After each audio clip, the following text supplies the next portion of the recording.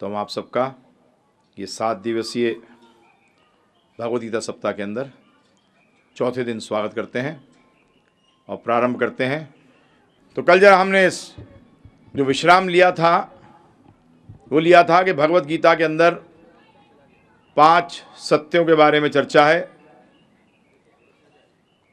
और हकीकत में कोई भी ज्ञान इन 5 से बाहर नहीं है।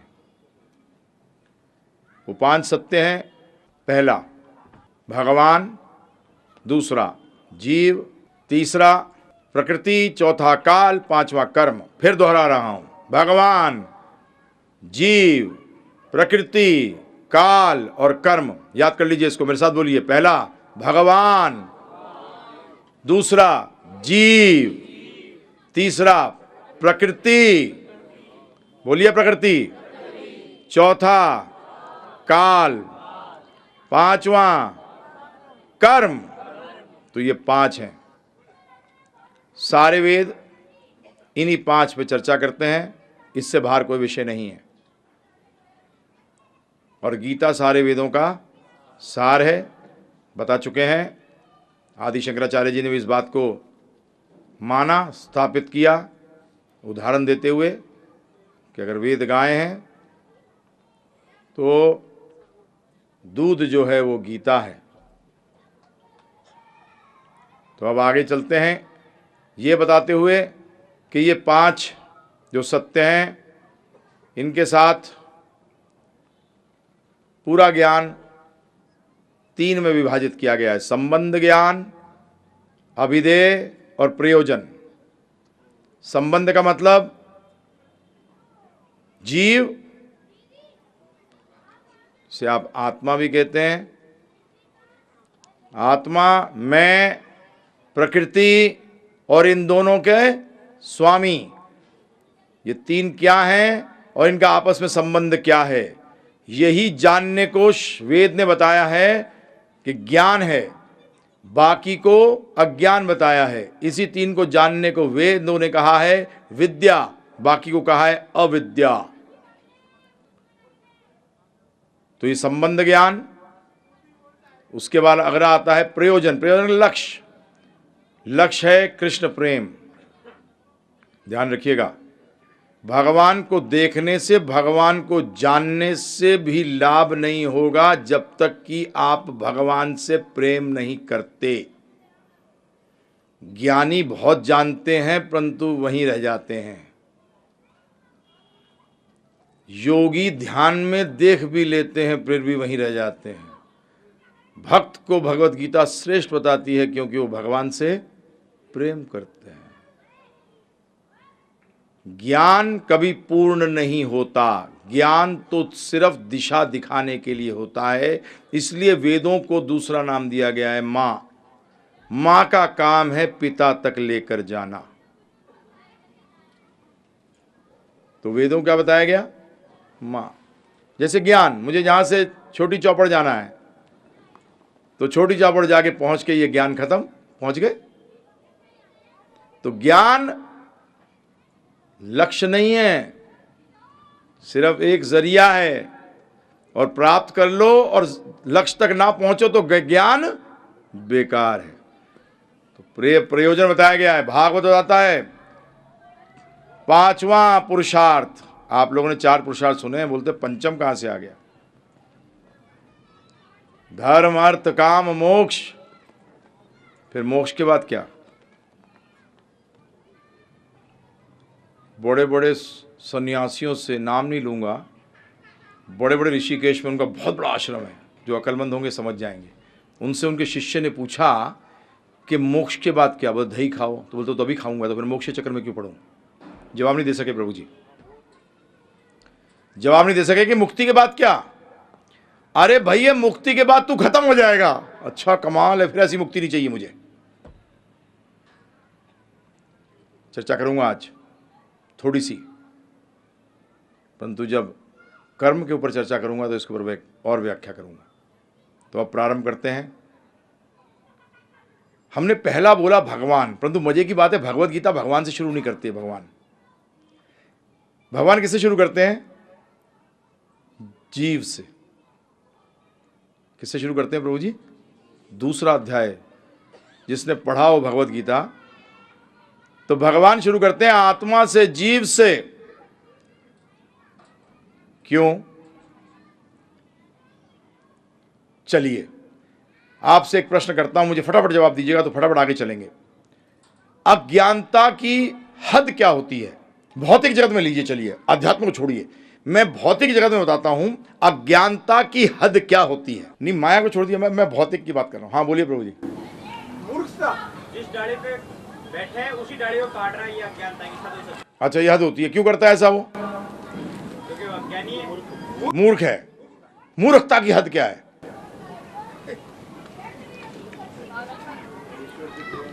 पागल खाना। बहुत सही, पागल व्यक्ति ही भौतिकता की अज्ञानता का हद है, क्योंकि वो अपने आप को भूल गया है। समझो आप इस बात को, पागल व्यक्ति ही भौतिक जगत में अज्ञानता की हद है, क्योंकि वो व्यक्ति अपने आप को भूल गया है। अज्ञानता इससे बड़ी क्या हो सकती है कि व्यक्ति अपने आप को ही भूल जाए? इससे बड़ी अज्ञानता नहीं है, ध्यान रखिएगा। इससे बड़ी अज्ञानता नहीं है। लकड़ी पे बैठ, उस पर बैठकर भी डाल काटना बड़ी अज्ञानता नहीं है। उससे भी बड़ी अज्ञानता है कि भूल ही गया कि मैं कौन हूं। और जो ऐसा भूल जाता है उसको आपने बोल ही दिया, क्या कहलाता है वो?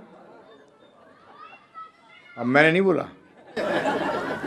आप तो दिशा की तरफ सबको ले जा रहे हैं, तो कृष्ण से हम तो आपसे उत्तर, आपके उत्तर पे आगे चल रहे हैं प्रभु जी। नहीं, साक्षी हैं सब, आप लोग सब इस बात का साक्षी हैं, और बात सही है, बिल्कुल सही है। अब पागल व्यक्ति को आप कितनी भी श्रेष्ठ वस्तु बताओ, वो कभी समझ सकता है? नहीं समझ सकता। अब एक कदम आगे चल, भगवान ने पहला शुरुआत किससे करी? गीता की शुरुआत किससे करी?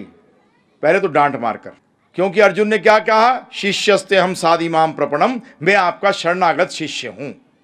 भगवान ने कहा ले बेटा, फिर तो इमीडिएटली पहली चीज ये, पंडिताई पूर्ण वचन बोलते हुए ऐसी चीजों के लिए शोक करना है जो शोक करने योग्य नहीं है। सीधा शुरुआत ही ये कर दी उन्होंने। तो गुरु जो हाथ फेरे, ध्यान रखिएगा, 3 लोगों को गुस्सा करना अलाउड है। हाँ, ये मत सोचना कई बार बोलते हैं अरे साधुओं के गुस्सा करते हो। ध्यान रखना, 3 लोगों को कहा है कि गुस्सा करना चाहिए, राजा को, माता पिता को और गुरु को। क्योंकि अगर वो अपने पे आश्रित व्यक्तियों पे गुस्सा नहीं करेगा तो बिगड़ जाएंगे। इसीलिए शास्त्र बताते हैं 2 प्रकार के रोष होते हैं। रोष का मतलब गुस्सा, एक धर्म रोष और एक काम रोष। काम रोष वो रोष है जो कि अपनी इंद्रियों का जब तृप्ति नहीं होती, जिसमें मन भी है, जब अपनी इच्छा पूर्ति नहीं होती तब गुस्सा आता है, उसको काम रोष कहते हैं। उसको बोला जाता है गलत, गंदा, नहीं होना चाहिए। और दूसरे को बोला गया धर्म रोष, जब देखते हैं व्यक्ति अपना पथ भटक जाता है और भगवान को छोड़कर बाकी चीजों में लगता है, तो उसके ऊपर जब आप रोष करते हो उसको धर्म रोष कहा गया है। तो इन तीनों को हम लोग ज्यादातर बोलते हैं साधु को गुस्सा नहीं आना चाहिए। नहीं जी नहीं, किसने कह दिया? गुरु को बताया गया है। जैसे कुम्हार होता है ना, कुम्हार मटका कैसे बनाता है? हाथ फेर फेर के या मार के भी? हाँ, अगर मारेगा नहीं तब उसके अंदर आकार नहीं मिलेगा, और सिर्फ हाथ फेरता रहेगा तो भी आकार नहीं मिलेगा। तो हाथ भी फेरे और मारे भी। समझे आप? इसलिए आजकल कानून निकाल दिया कि गुरु शिष्यों पे गुस्सा ही नहीं कर सकता, करेगा तो कोर्ट अंदर जेल में। मूर्खों का समाज है, अभी सिद्ध करूंगा। मूर्ख भी नहीं, जो प्रभु जी ने कहा था ना महामूर्ख, पागल, पागलों का समाज है।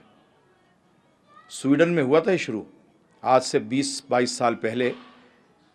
4 साल का बच्चा भी जाकर अगर उसके माता पिता उसको मार दें तो जाकर रिपोर्ट लिखवा दे, अगर पुलिस स्टेशन के तो माता पिता अंदर।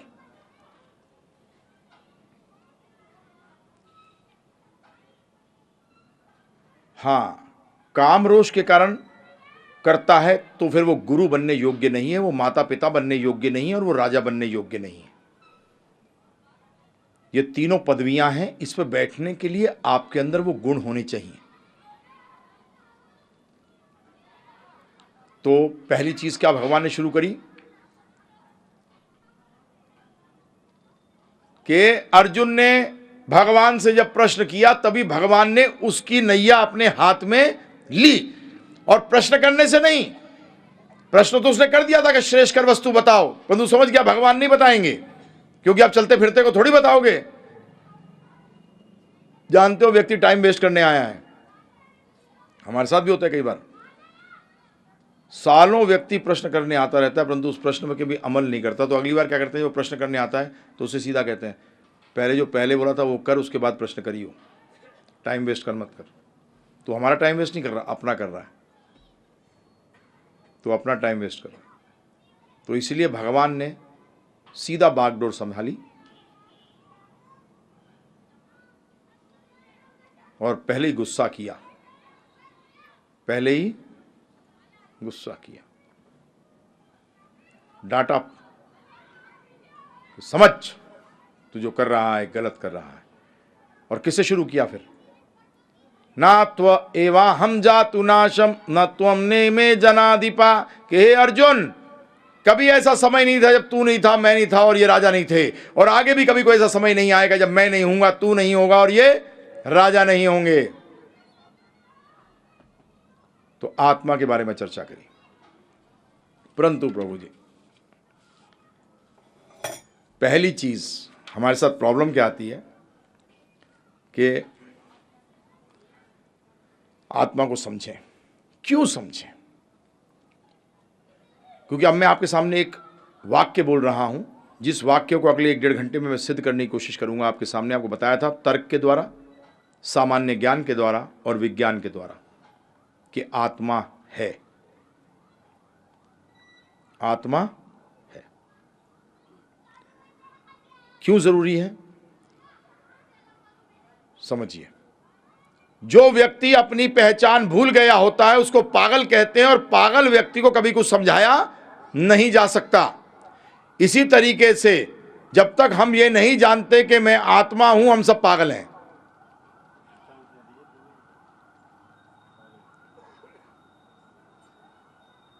वो मुझसे अनुरोध करते हैं दृष्टांत दे दीजिए, क्योंकि मैं एक जिंदगी में एक ही बार गया हूं पागल खाने में, पागल बन के नहीं।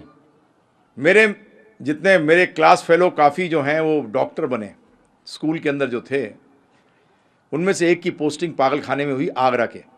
तो आगरा और बरेली का पागल खाना तो मशहूर था साहब। तो मैंने कहा भाई मुझे एक बार बता दो, देखना चाहता हूँ अंदर से क्या है। तो अंदर ले गए, ने आ जा। अंदर चला गया, एक कमरा था, एक कमरे के अंदर एक व्यक्ति बैठा हुआ था, एक चरपाई थी, उसके ऊपर एक और चरपाई लगा रखी थी, उसके ऊपर वो बैठा हुआ था और उसके सामने 15-20 पागल बैठे हुए थे। जैसे मैं अंदर कमरे के अंदर घुसा, बोलता है प्रणाम कर। तो मैंने उसको प्रणाम किया। तो जानते हो क्यों प्रणाम किया? नहीं जानते, मैं दुनिया का राजा हूं और तुम मेरी प्रजा हो। तो प्रजा का काम क्या है? राजा को। और ये क्या परफेक्ट बोला प्रभु जी, एकदम सही बोला है। फिर मैं जाने लगा, किधर जाता है? मैंने कहा आपका काम बताया था ना आपने, वो करने जा रहा हूं। अच्छा, मैंने कोई काम बांधा तुम्हें ना? मैंने कहा छूटो कैसे? तो फिर जैसे ही निकले ना, इधर आओ अपना कान लाओ। तो मैंने, डॉक्टर खड़ा ही था मैं, क्योंकि बाहर पहुंच चुका था ऑलमोस्ट। मैंने कहा ये काट वाट तो नहीं लेगा? बोलते नहीं, ऐसा पागल नहीं है, काटता वाटता नहीं है। तो जी मैं उसके पास गया, बताऊं क्या बोलता है? जो लोग आप लोग भी बोलते हो यही बात, इधर आओ, इन सफ़ेद कोट वालों से बच के रहना, ये सारे पागल हैं। पागल डॉक्टर को कह रहा है कि डॉक्टर पागल है। साधु का दूसरा नाम है डॉक्टर। जब व्यक्ति साधु बन जाता है तो क्या बोलते हैं? पागल हो गया। अबे पागल वो नहीं हो गया, तुम हो। पागल वो नहीं हो गया, क्योंकि अपनी पहचान ही नहीं जानते, अपनी पहचान ही नहीं जानते। चलिए सिद्ध करता हूं अब मैं आपके सामने। देखिए, बीमारी पता लग जाए ना प्रभु जी और मान लो, तो उस बीमारी को हल करना आसान हो जाता है। तो हमारा पहली बीमारी जो अर्जुन को लगी थी, वो अर्जुन भी पागल हो गया था, हम भी पागल हैं, परंतु एक अध्याय समझने से उसका पागलपन तो दूर हो गया था। सिर्फ दूसरे अध्याय के अंदर भगवान ने उसका पागलपन दूर कर दिया था।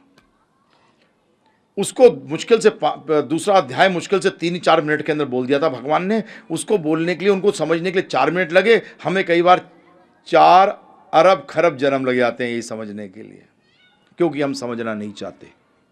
ध्यान रखिएगा, जो मैं बोलने जा रहा हूं इसको आप में से कोई भी डिनाई नहीं कर सकता, परंतु आप ना मानना चाहें तो मैं कुछ नहीं कर सकता। पहली चीज, आत्मा है क्या? आत्मा को बताया गया है, हमने पहली बार शुरू की थी ना प्रभु जी, आध्यात्मिक ज्ञान, जो मैंने पहले दिन बताया था। आध्यात्मिक ज्ञान, दूसरा नाम क्या? जीवन का ज्ञान को क्या कहते हैं? जीवन के ज्ञान को आध्यात्मिक ज्ञान कहते हैं, और जीवन की चिंगारी को आत्मा कहते हैं। जीवन की चिंगारी को, जैसे आग की चिंगारी होती है उससे सारा कुछ फैलता है, इसी तरीके से जीवन की चिंगारी को स्पार्क ऑफ लाइफ। अब समझने की कोशिश करिए। कॉमन सेंस, सामान्य ज्ञान को भी विज्ञान के अंदर एक तकनीक मानी गई है, ध्यान रखिएगा। कॉमन सेंस को भी विज्ञान के अंदर उसको समझने के लिए एक तकनीक मानी गई है। अब चलते हैं आगे। सामान्य ज्ञान क्या? जब कोई व्यक्ति मर जाता है तो क्या कहते हो? चला गया। क्या कहते हो प्रभु जी? कौन चला गया? जिसे जानता था वो तो यहाँ पड़ा है, जिसे जानते थे वो तो यहाँ पड़ा है, तो चला कौन गया? अंग्रेजी में कहते हैं पास्ट अवे। क्या कहते हैं? पास्ट अवे, चला गया। थोड़ी बुद्धि लगाई कभी कि चला कौन गया? हकीकत में जो चला गया उसको तो कभी आपने जाना ही नहीं। जिसे आप जानते थे और वो व्यक्ति जो चला गया, वो भी अपने आप को जो समझता था वो था ही नहीं। कौन है वो जो चला गया? दूसरा, इसको कहते हैं हम अंतर्बोध से। कैसे? मैं कहता हूं ये मेरी करताल है, ध्यानपूर्वक सुनिएगा, ये बहुत स्ट्रांग उदाहरण है। मैं कहता हूं ये मेरी करताल है, उसका मतलब मैं इस करताल से पृथक हूं। फिर दोहरा रहा हूं, मैं कहता हूं ये मेरी करताल है, उसका मतलब करताल और मैं दो पृथक वस्तु हैं। ठीक? अब मैं कहता हूं ये मेरा हाथ है, उसका मतलब मैं हाथ नहीं, ये मेरा हाथ है, मैं इससे पृथक हूं। ये मेरा सर है, ये मेरी टांगे हैं, ये मेरा शरीर है, उसका मतलब मैं शरीर नहीं हूं, ये मेरा शरीर है। अंग्रेजी में भी कहते हैं माई arm my body. I body नहीं कहते प्रभु जी, क्या कहते हैं? My body. जो कहते हैं मेरी आत्मा, गलत बोध, क्योंकि शास्त्र कहते हैं माम का मतलब मेरा, अहम का मतलब मैं, अहम ब्रह्मास्मि, मैं आत्मा हूं। मेरी आत्मा नहीं होती प्रभु जी, मेरी आत्मा नहीं है, मेरा शरीर है। मैं तो क्या हूं? आत्मा हूं। लैंग्वेज में भी लोगों ने यूज नहीं किया ऐसा प्रभु जी। माई बॉडी कहा है, आई बॉडी नहीं कहा, मैं शरीर नहीं कहा, मेरा शरीर कहा है, क्योंकि वो जानते थे कि हम शरीर नहीं हैं। अब चलते हैं एक कदम और आगे। कई बार प्रभु जी प्रभाव से चीजों को समझा जाता है। किससे समझा जाता है? प्रभाव से। समझने की कोशिश करिए, कैसे समझाता हूं आपको। एक दिन पूरा बादल ढके हुए हैं और आप सुबह उठते हो, और उठने के बाद 7 बज जाते हैं, 7:30 बज जाते हैं। आप अपने बच्चे को बोलते हो बेटा उठ, दिन हो गया। तो बच्चा क्या है, बड़ा स्मार्ट है, क्या बोलता है? सूर्य तो उगा ही नहीं, सूर्य तो उगा नहीं। परंतु पिता एक कदम आगे हैं, बोलते हैं बेटा रोशनी कहाँ से आई? मेरे सर से चमक रही है। ये रोशनी जहाँ से आई, सूर्य अगर उदय नहीं हुआ होता तो रोशनी भी नहीं आती। उसका मतलब सूर्य नजर नहीं आ रहा, परंतु प्रभाव से पता लग रहा है कि बादलों के पीछे सूर्य है। तो इसको कहते हैं सिम्टम्स से कॉज पता लगता है। डॉक्टर पहले क्या देखता है? हाँ, पहले क्या देखता है? वो लक्षण देखता है और उन लक्षणों के द्वारा प्रभाव पे पहुंचता है। इसी तरीके से प्रभु जी आपकी जानकारी के लिए आप विज्ञान विज्ञान करते हैं, परंतु आज तक किसी ने परमाणु को नहीं देखा, एटम को आज तक किसी ने नहीं देखा, और पूरी विज्ञान उस पर स्थित है। एटम को आज तक किसी ने नहीं देखा। उसको कहते हैं एनर्जी पार्टिकल। क्या कहते हैं प्रभु जी? कि उसकी ऊर्जा से पता लगता है कि कोई चीज है, हमें आज दिखाई नहीं दे रही, कल दिखाई दे जाएगी। तो अब शुरू में आत्मा को कैसे समझा जाए? तो आत्मा की शक्ति है चेतना, आत्मा की शक्ति है चेतना। तो चेतना से समझा जा सकता है कि कहीं आत्मा है। अभी आगे चर्चा करूंगा इसमें। भगवत गीता में भगवान ने बताया है, उदाहरण देकर, उदाहरण दिया है भगवान ने।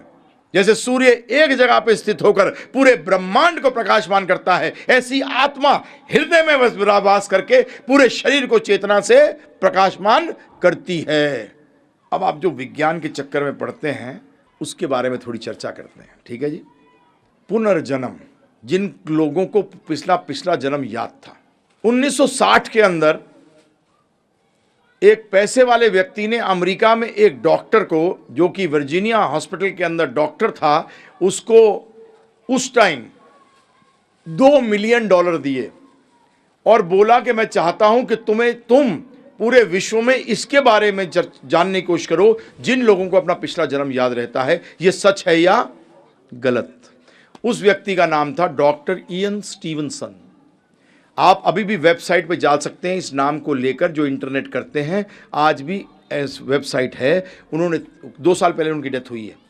उन्होंने इतना ज़बरदस्त रिसर्च किया इसके ऊपर कि आपकी जानकारी के लिए, आज से 30 साल पहले सिर्फ 5% अमेरिकन विश्वास करते थे कि पुनर्जन्म होता है। आज 65% से ज़्यादा विश्वास करते हैं कि पुनर्जन्म होता है। और हमारे हिंदुस्तान में उल्टा चलता है। 30 साल पहले 90% विश्वास करते थे और आज हम बिल्कुल लल्लू प्रसाद चौधरी हैं टोटल। हमारी यही हालत है आज की तारीख में। कम करते हैं, बहुत कम हो गए पहले से। आज किसी यंगस्टर से बात करिए, आज युवा वर्ग कितना होगा इस हिंदुस्तान के अंदर? मैं बुजुर्ग वर्ग की बात नहीं कर रहा, वो तो चले गए। हाँ,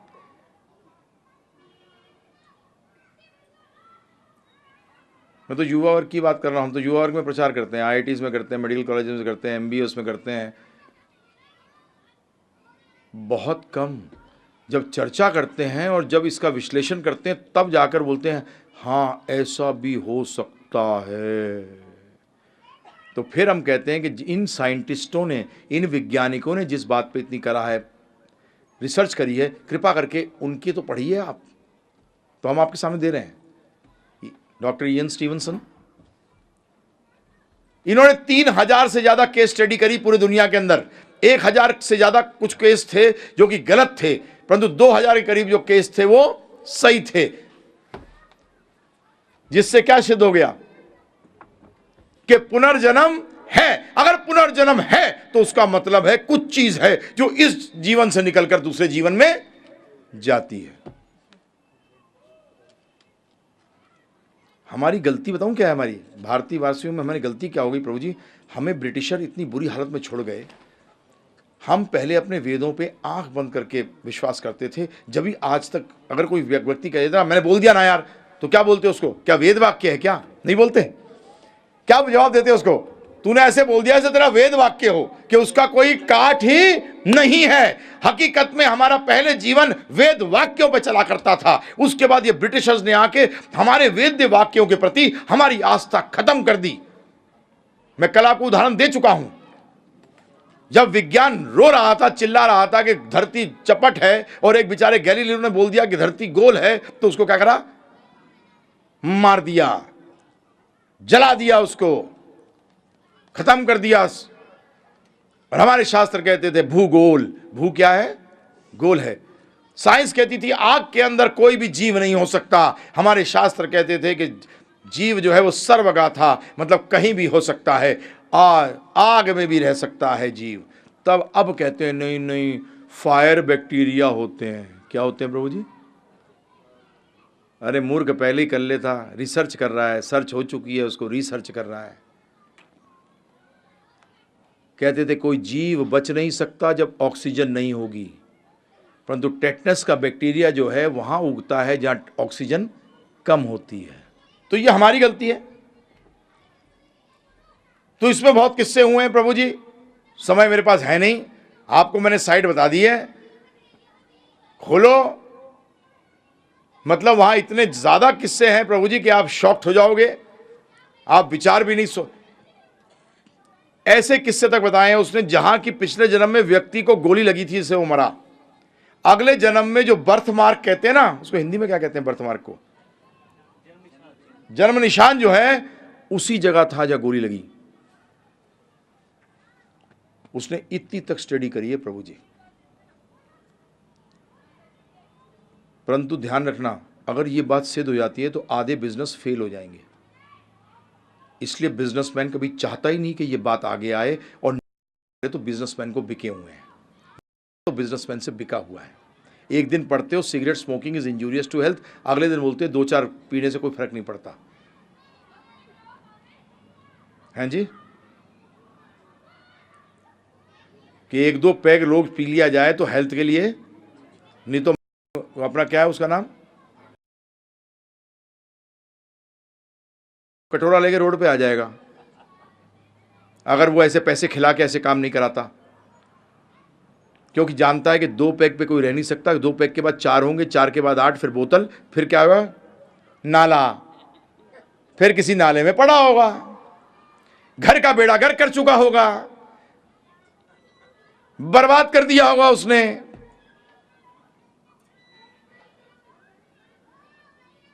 तो अगर आपको रियलिटी में पता लग जाए ना विज्ञान में कितनी धांधलेबाजी है, तो आप किताबें खोलना बंद कर दोगे।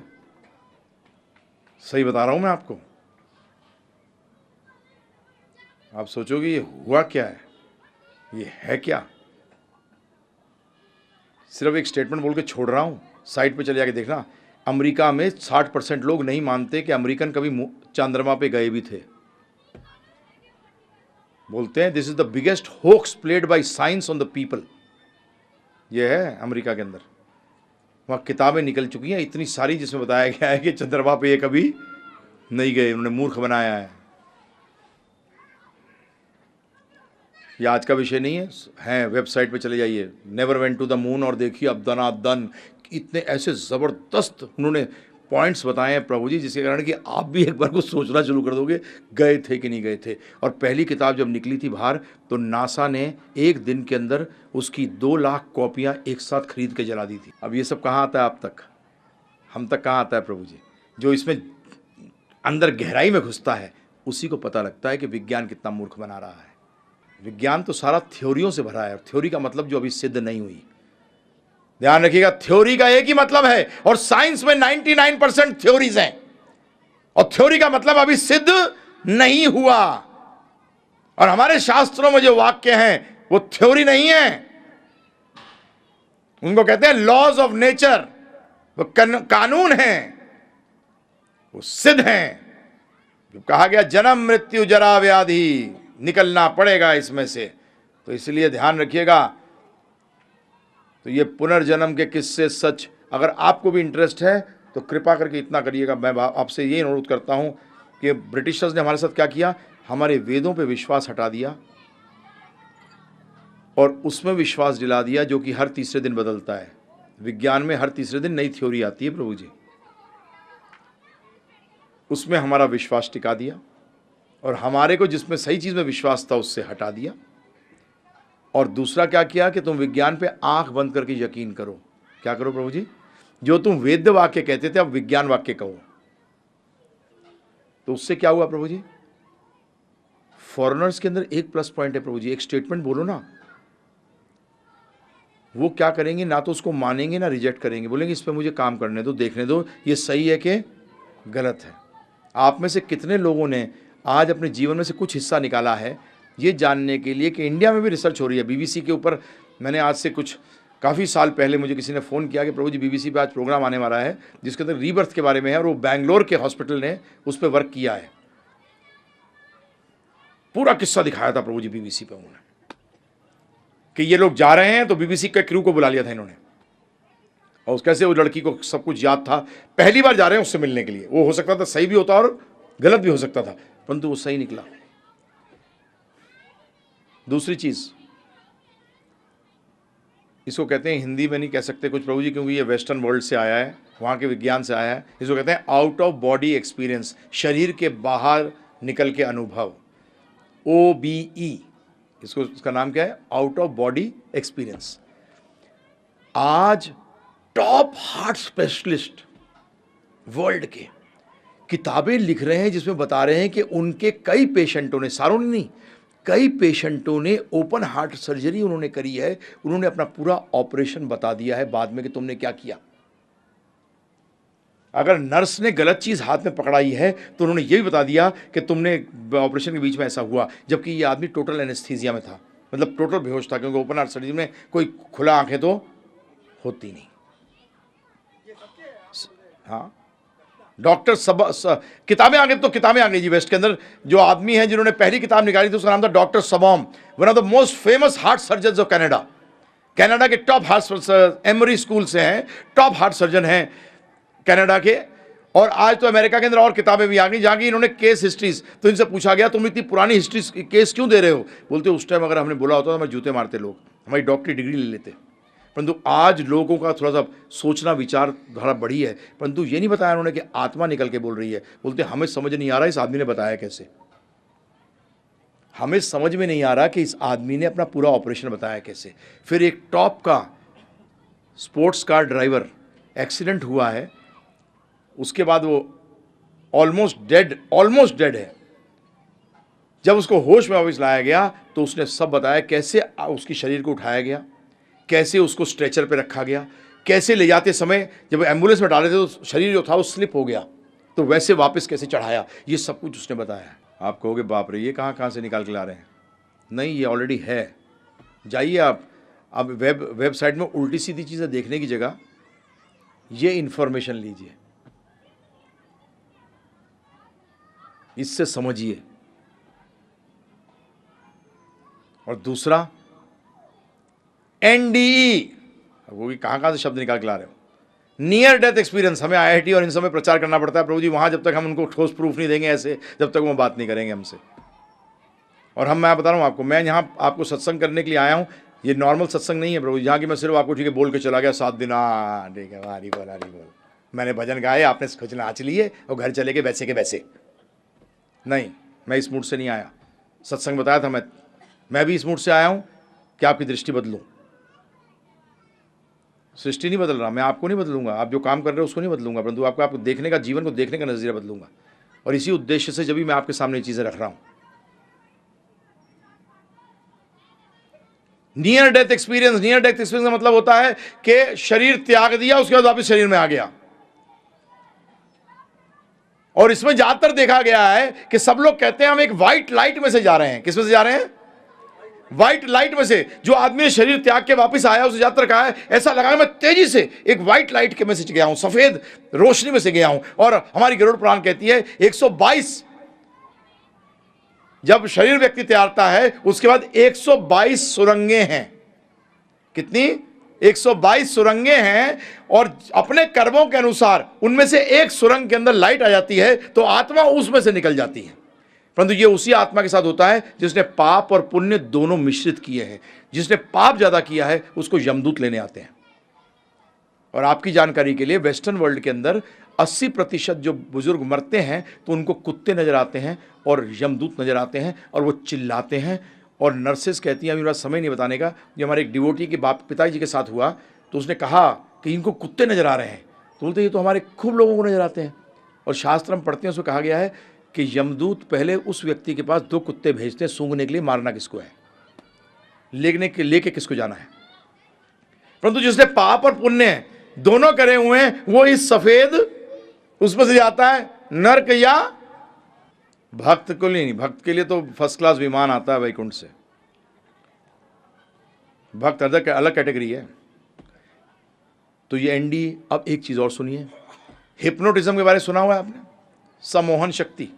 ये एक्चुअली डॉक्टरी का एक पेशा है वेस्टर्न वर्ल्ड के अंदर, जो इंडिया में भी अब आस्ते आस्ते आ रहा है। इसमें क्या किया जाता है प्रभु जी कि वो सम्मोहन करके आपको पिछले जीवन में ले जाते हैं और इतना पीछे ले जाते हैं कि पिछले जन्मों में ले जाते हैं। बहुत पुराना वीडियो है जिसके अंदर कि ऑस्ट्रेलिया में ये सम्मोहन करने वाले डॉक्टरों ने एक औरत का सम्मोहन करके, उसको रिग्रेशन कहते हैं, इसको साइंटिफिक लैंग्वेज में क्या कहते हैं, रिग्रेशन, रिग्रेस मतलब पीछे ले जाना। तो उसको पीछे ले गए, तो पीछे ले जाने के बाद उस औरत ने, जो ऑस्ट्रेलिया से कभी बाहर नहीं गई थी, जिसको अंग्रेजी के सिवाय कुछ आता नहीं है, उसने फ्रेंच में बात करना शुरू कर दिया। भाषा है फ्रेंच, उसमें बात करना शुरू कर दिया। तो इन्होंने टेप रिकॉर्डर सब रख रखा था कि जो ये बोलेगी, हम अंग्रेजी में अगर तेज बोल गई तो हमें समझ नहीं आएगा बाद में क्या बोलेगी, तो ये सारा नोट किया। और उसके बाद जब ये वापस होश, इसको लाया गया वापस, तो इससे पूछा गया तू कभी फ्रांस गई है? बोलते मेरे पास पासपोर्ट ही नहीं है, मैं ऑस्ट्रेलिया से बाहर नहीं गई कभी। हाँ, आपकी जानकारी के लिए ऐसा नहीं है कि सारे विदेशी घूमते हैं।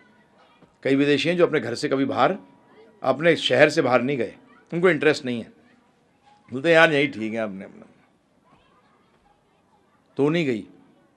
तो इन लोगों ने क्या किया, इसने कुछ शहरों का नाम बताया, किस शहर का नाम बताया। आपकी जानकारी के लिए बता दूं मैं आपको कि यूरोप के अंदर ज़्यादा चेंज नहीं आया है।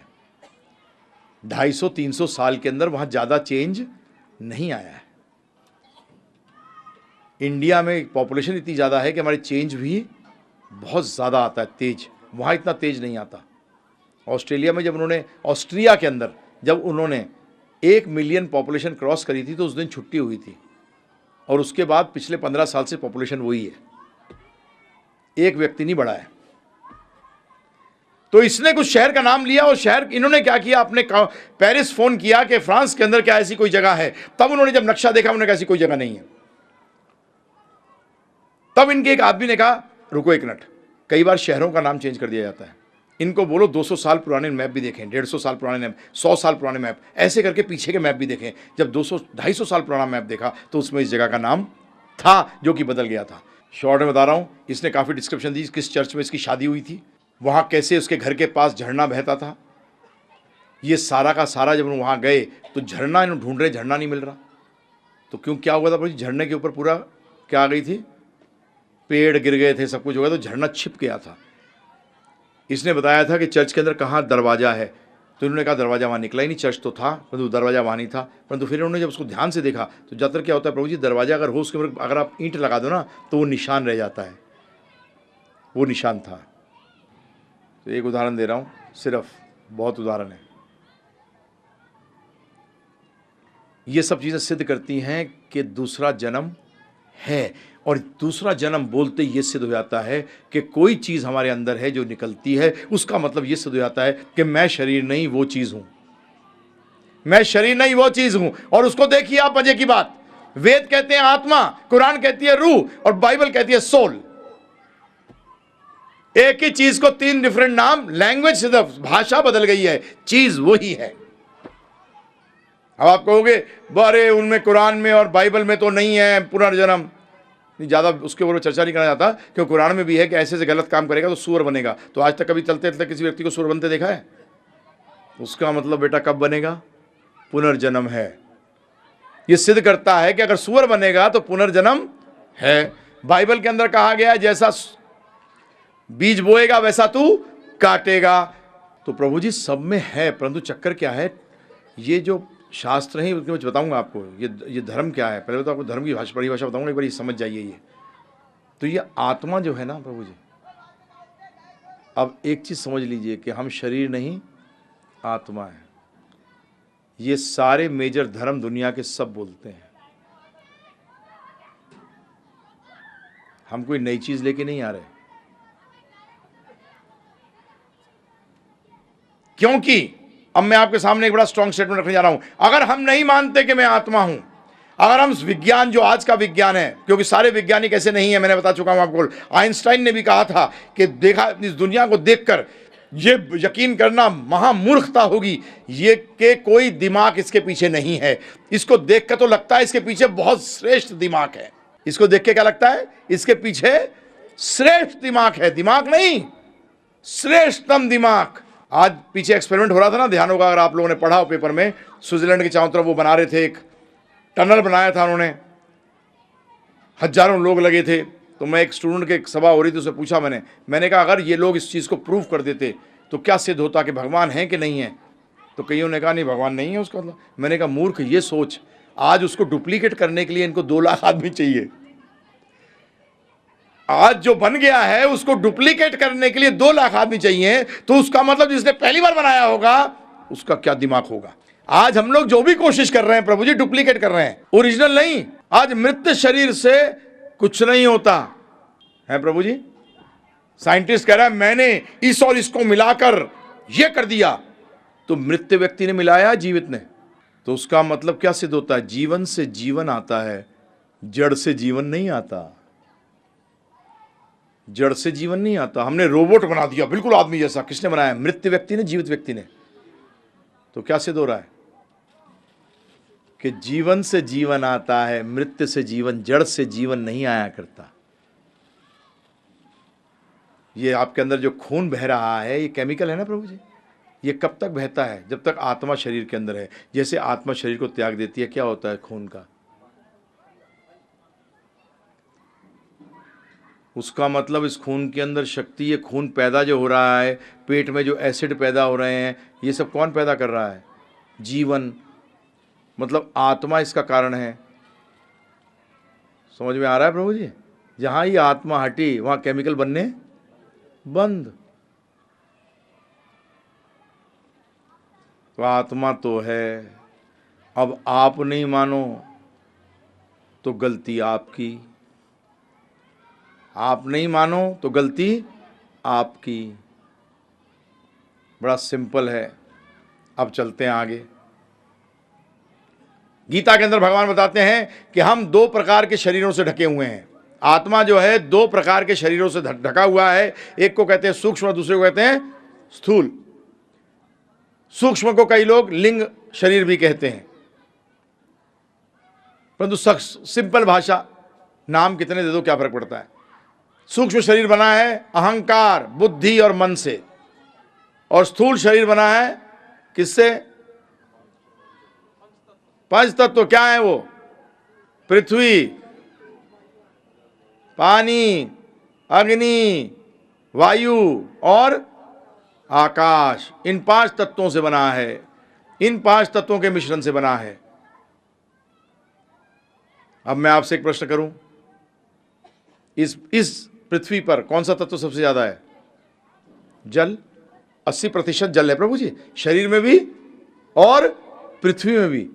इसलिए ये पृथ्वी पर हम लोग जल तत्व प्रधान हैं। उसका मतलब अगर जिस शरीर के अंदर 80 से 90% अग्नि ज्यादा होगी, वो सूर्य पे रह सकता है। वो किस पे रह सकता है? सूर्य पे रह सकता है। उसमें सूर्य पे भी जीवन है। सिंपल बता दिया ना प्रभु जी। इस पृथ्वी पर कौन सा तत्व ज्यादा है? जल, 80%। तो हमारा शरीर भी कौन सा प्रतिशत ज्यादा है? जल। तो जल के साथ जल फर्स्ट क्लास रह सकते हैं। शरीर, आत्मा को कोई मतलब नहीं है इससे। आत्मा को इससे कोई मतलब नहीं है। अब समझिए, भगवान ने इसी श्लोक को बोलते हुए बताया कि आत्मा जो है इस अपरा प्रकृति से श्रेष्ठ है। इसको आत्मा को क्या बताया गया? परा प्रकृति। और बाकी को क्या बताया गया? अपरा प्रकृति। भगवान में 2 प्रकृति हैं, एक अपरा और एक परा। ध्यानपूर्वक सुनिएगा।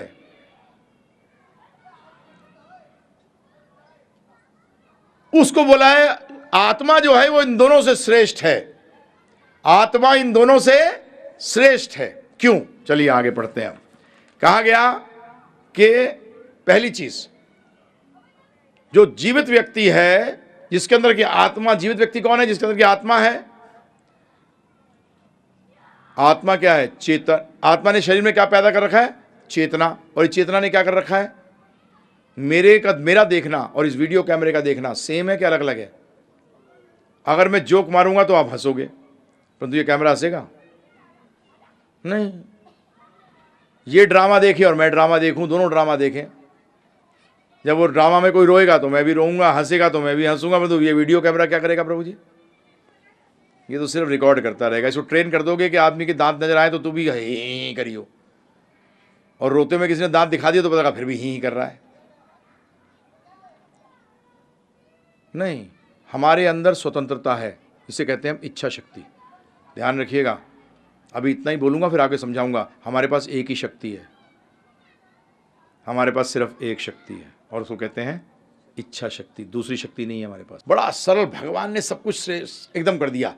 शरीर और आत्मा आपस में संबंध क्या है इन दोनों का? अलग अलग कैसे हैं दोनों? तो भगवान 18वें अध्याय के 61वें श्लोक में कहते हैं यंत्र आरूढ़ानी, कि ये आत्मा इस यंत्र पे आरूढ़, आरूढ़ का मतलब बैठी है, सवार है। आत्मा इस यंत्र, इसको यंत्र कहा गया है प्रभु जी। इसको क्या कहा गया है? यंत्र। अगर हम आत्मा को ना माने तो प्रभु जी हमारा legal system fail, total fail. क्यों? अगर गाड़ी ढलान पे खड़ी है और ब्रेक लगा रखा है आपने, हैंड ब्रेक, परंतु किसी मैकेनिकल गड़बड़ से ब्रेक छूट जाता है और गाड़ी जाकर किसी और को मार देती है, तो गाड़ी को क्या मिलती है? फांसी। क्यों? यंत्र है, गड़बड़ हो गया। तो अगर आप आत्मा को नहीं मानते और मानते हैं शरीर यंत्र है, तो भाई कुछ कनेक्शन गड़बड़ हो गए थे, मैंने जोशी जी को ठोक दिया। क्यों मुझे गाली दे रहे हो भाई? हैं जी, बताइए प्रभु जी, यंत्र है ना प्रभु जी। फिर मैं कैसे इसका रिस्पॉन्सिबल हुआ? जब वो गाड़ी जिसकी ब्रेक गलती से फेल हो गई और उसने एक व्यक्ति को मार दिया, तो आप गाड़ी को क्यों नहीं फांसी देते? और अगर तुम ये मानते हो, वैज्ञानिक कहते हैं कि हम भी यंत्र हैं, हम भी केमिकल हैं, तो मेरे 2-4 केमिकल इधर हिल गए और हिलने के कारण मैं किसी व्यक्ति के 2-4 दांत तोड़ दिए, तो उसमें गलती क्या? मैं और जज को बोलूंगा और साहब केमिकल 2-3 हिल गए इधर। आपका कानून सिस्टम फेल। क्या नैतिकता होगी ऐसे के अंदर, बताइए? अरे ये गाड़ी बड़ी अनैतिक है क्योंकि इसका हैंड ब्रेक फेल हो गया, बोलते हैं ऐसा। ध्यान रखिएगा, अगर आत्मा को हटा दिया जाए तो हमारा सारा कानून का सिस्टम फेल। हकीकत में चैलेंज हो सकता है इसके ऊपर। पहले तो यह सिद्ध करो कि मैं आत्मा हूं कि नहीं हूं, क्योंकि अगर मैं आत्मा नहीं हूं, अगर मैं केमिकल से बना हूं, यंत्र से बना हूं, तो आपको कभी फांसी की सजा मिल ही नहीं सकती। पता नहीं आज तक किसी वकील ने क्यों नहीं लगाया है दिमाग। नहीं प्रभु जी, क्योंकि अगर वैज्ञानिक, अगर वो जज है, जज के सामने लेके आए कि आप विज्ञान को मानते हो कि आत्मा को मानते हो, और जब सुप्रीम कोर्ट का चीफ जस्टिस बोलेगा कि मैं आत्मा को मानता हूं, तो समझ लो 10 लाख मूर्ख तो वैसे ही मान लेंगे, अकलमंद हो जाएंगे। हाँ जी, ध्यान रखिएगा। वो कहते हैं ना, आपका हीरो कौन है आज, है ना? अगर वो कह दे कि हाँ आत्मा होती है, तो लाखों करोड़ों हैं मूर्ख, हाँ आत्मा होती है।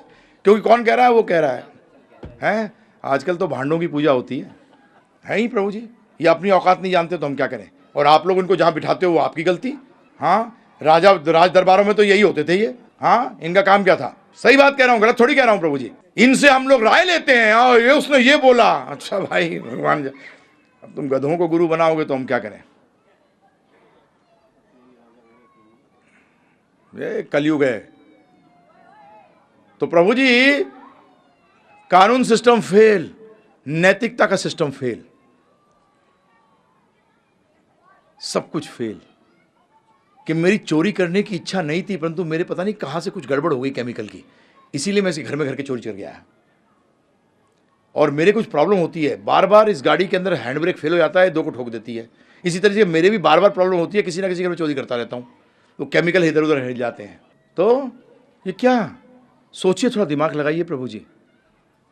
आज हम उसी तरफ समाज को लेके जा रहे हैं प्रभु जी, आज उसी तरफ समाज को लेके जा रहे हैं।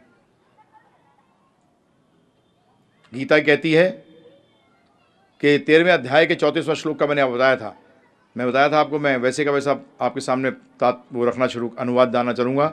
हे भरत पुत्र, जिस प्रकार सूर्य अकेले इस सारे ब्रह्मांड को प्रकाशित करता है, उसी प्रकार शरीर के भीतर स्थित एक आत्मा सारे शरीर को चेतन से प्रकाशित करती है। 13वां अध्याय का 14वां श्लोक आगे देखिए। भगवान क्या कहते हैं? भगवान दूसरे अध्याय के 18वें श्लोक के अंदर के जो शरीर है, ये क्या है? जड़ तत्व है। क्या है?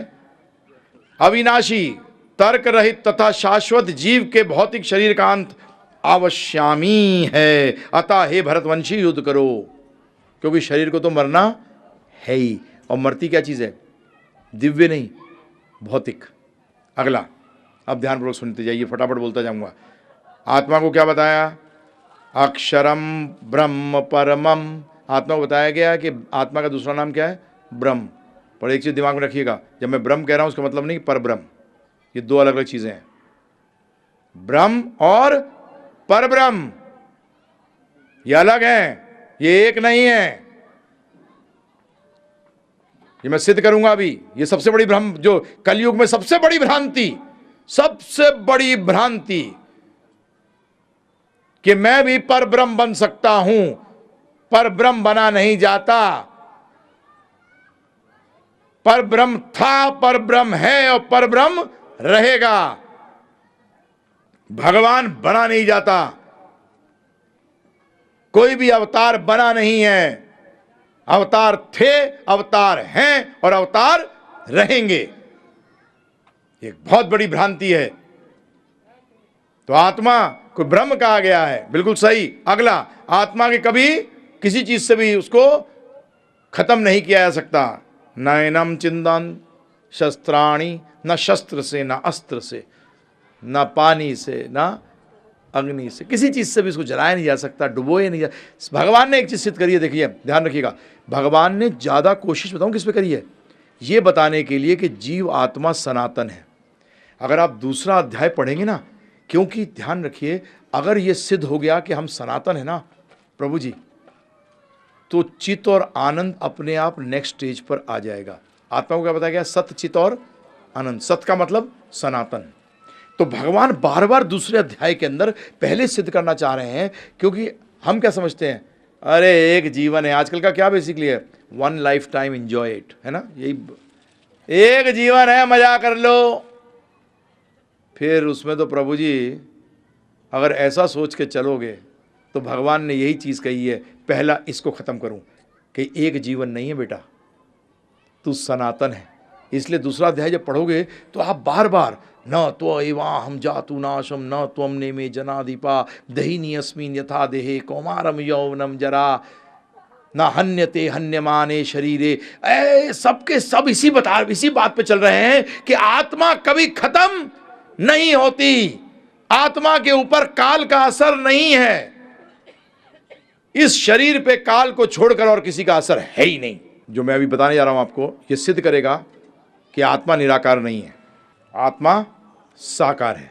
पहली चीज, भगवान ने शुरुआत किससे करी है? भगवद गीता। मैंने पहले बताया था आपको, पहला श्लोक अगर आपने मिस कर दिया तो आपकी गड़बड़ हो गई। क्या गड़बड़ हो गई? कौन सा? शिष्यस्ते हम साधिमाम प्रपणम। आज प्रश्न आप कर सकते हो कि कृष्ण भगवान तो अब हमारे पास सामने है नहीं, तो किसकी शरण में जाएं?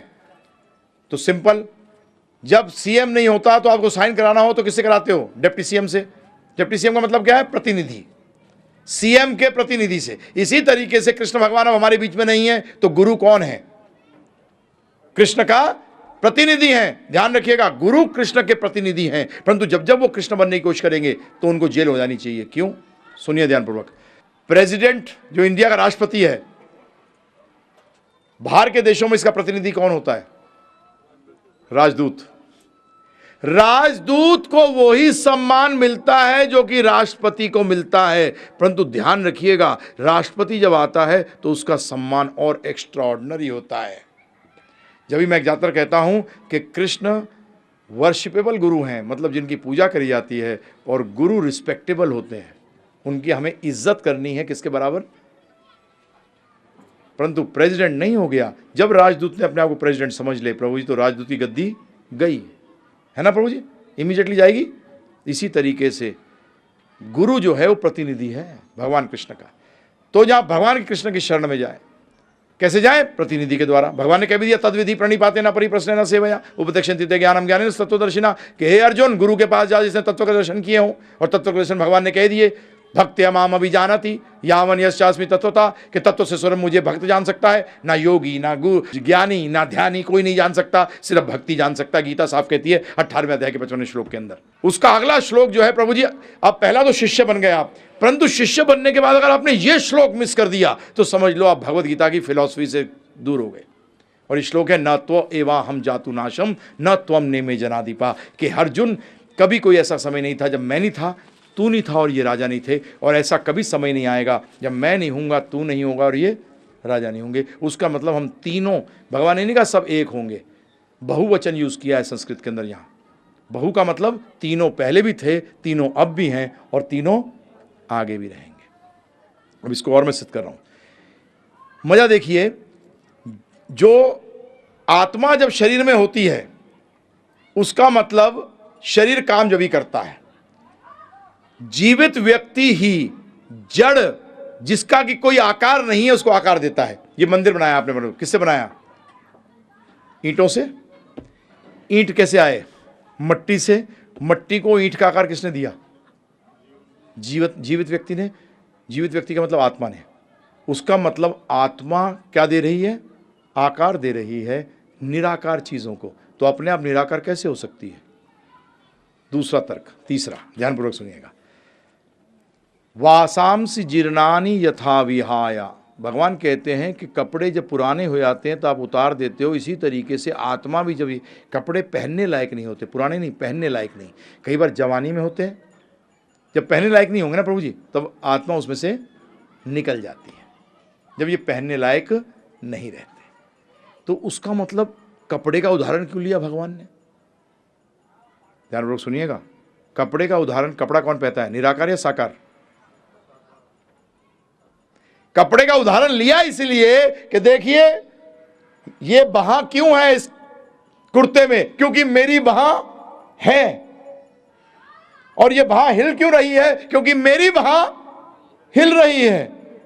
इसीलिए भगवान ने इस श्लोक के अंदर आत्मा और शरीर को जो बताया, शरीर को क्या बताया? पहनावा। किसका? आत्मा का।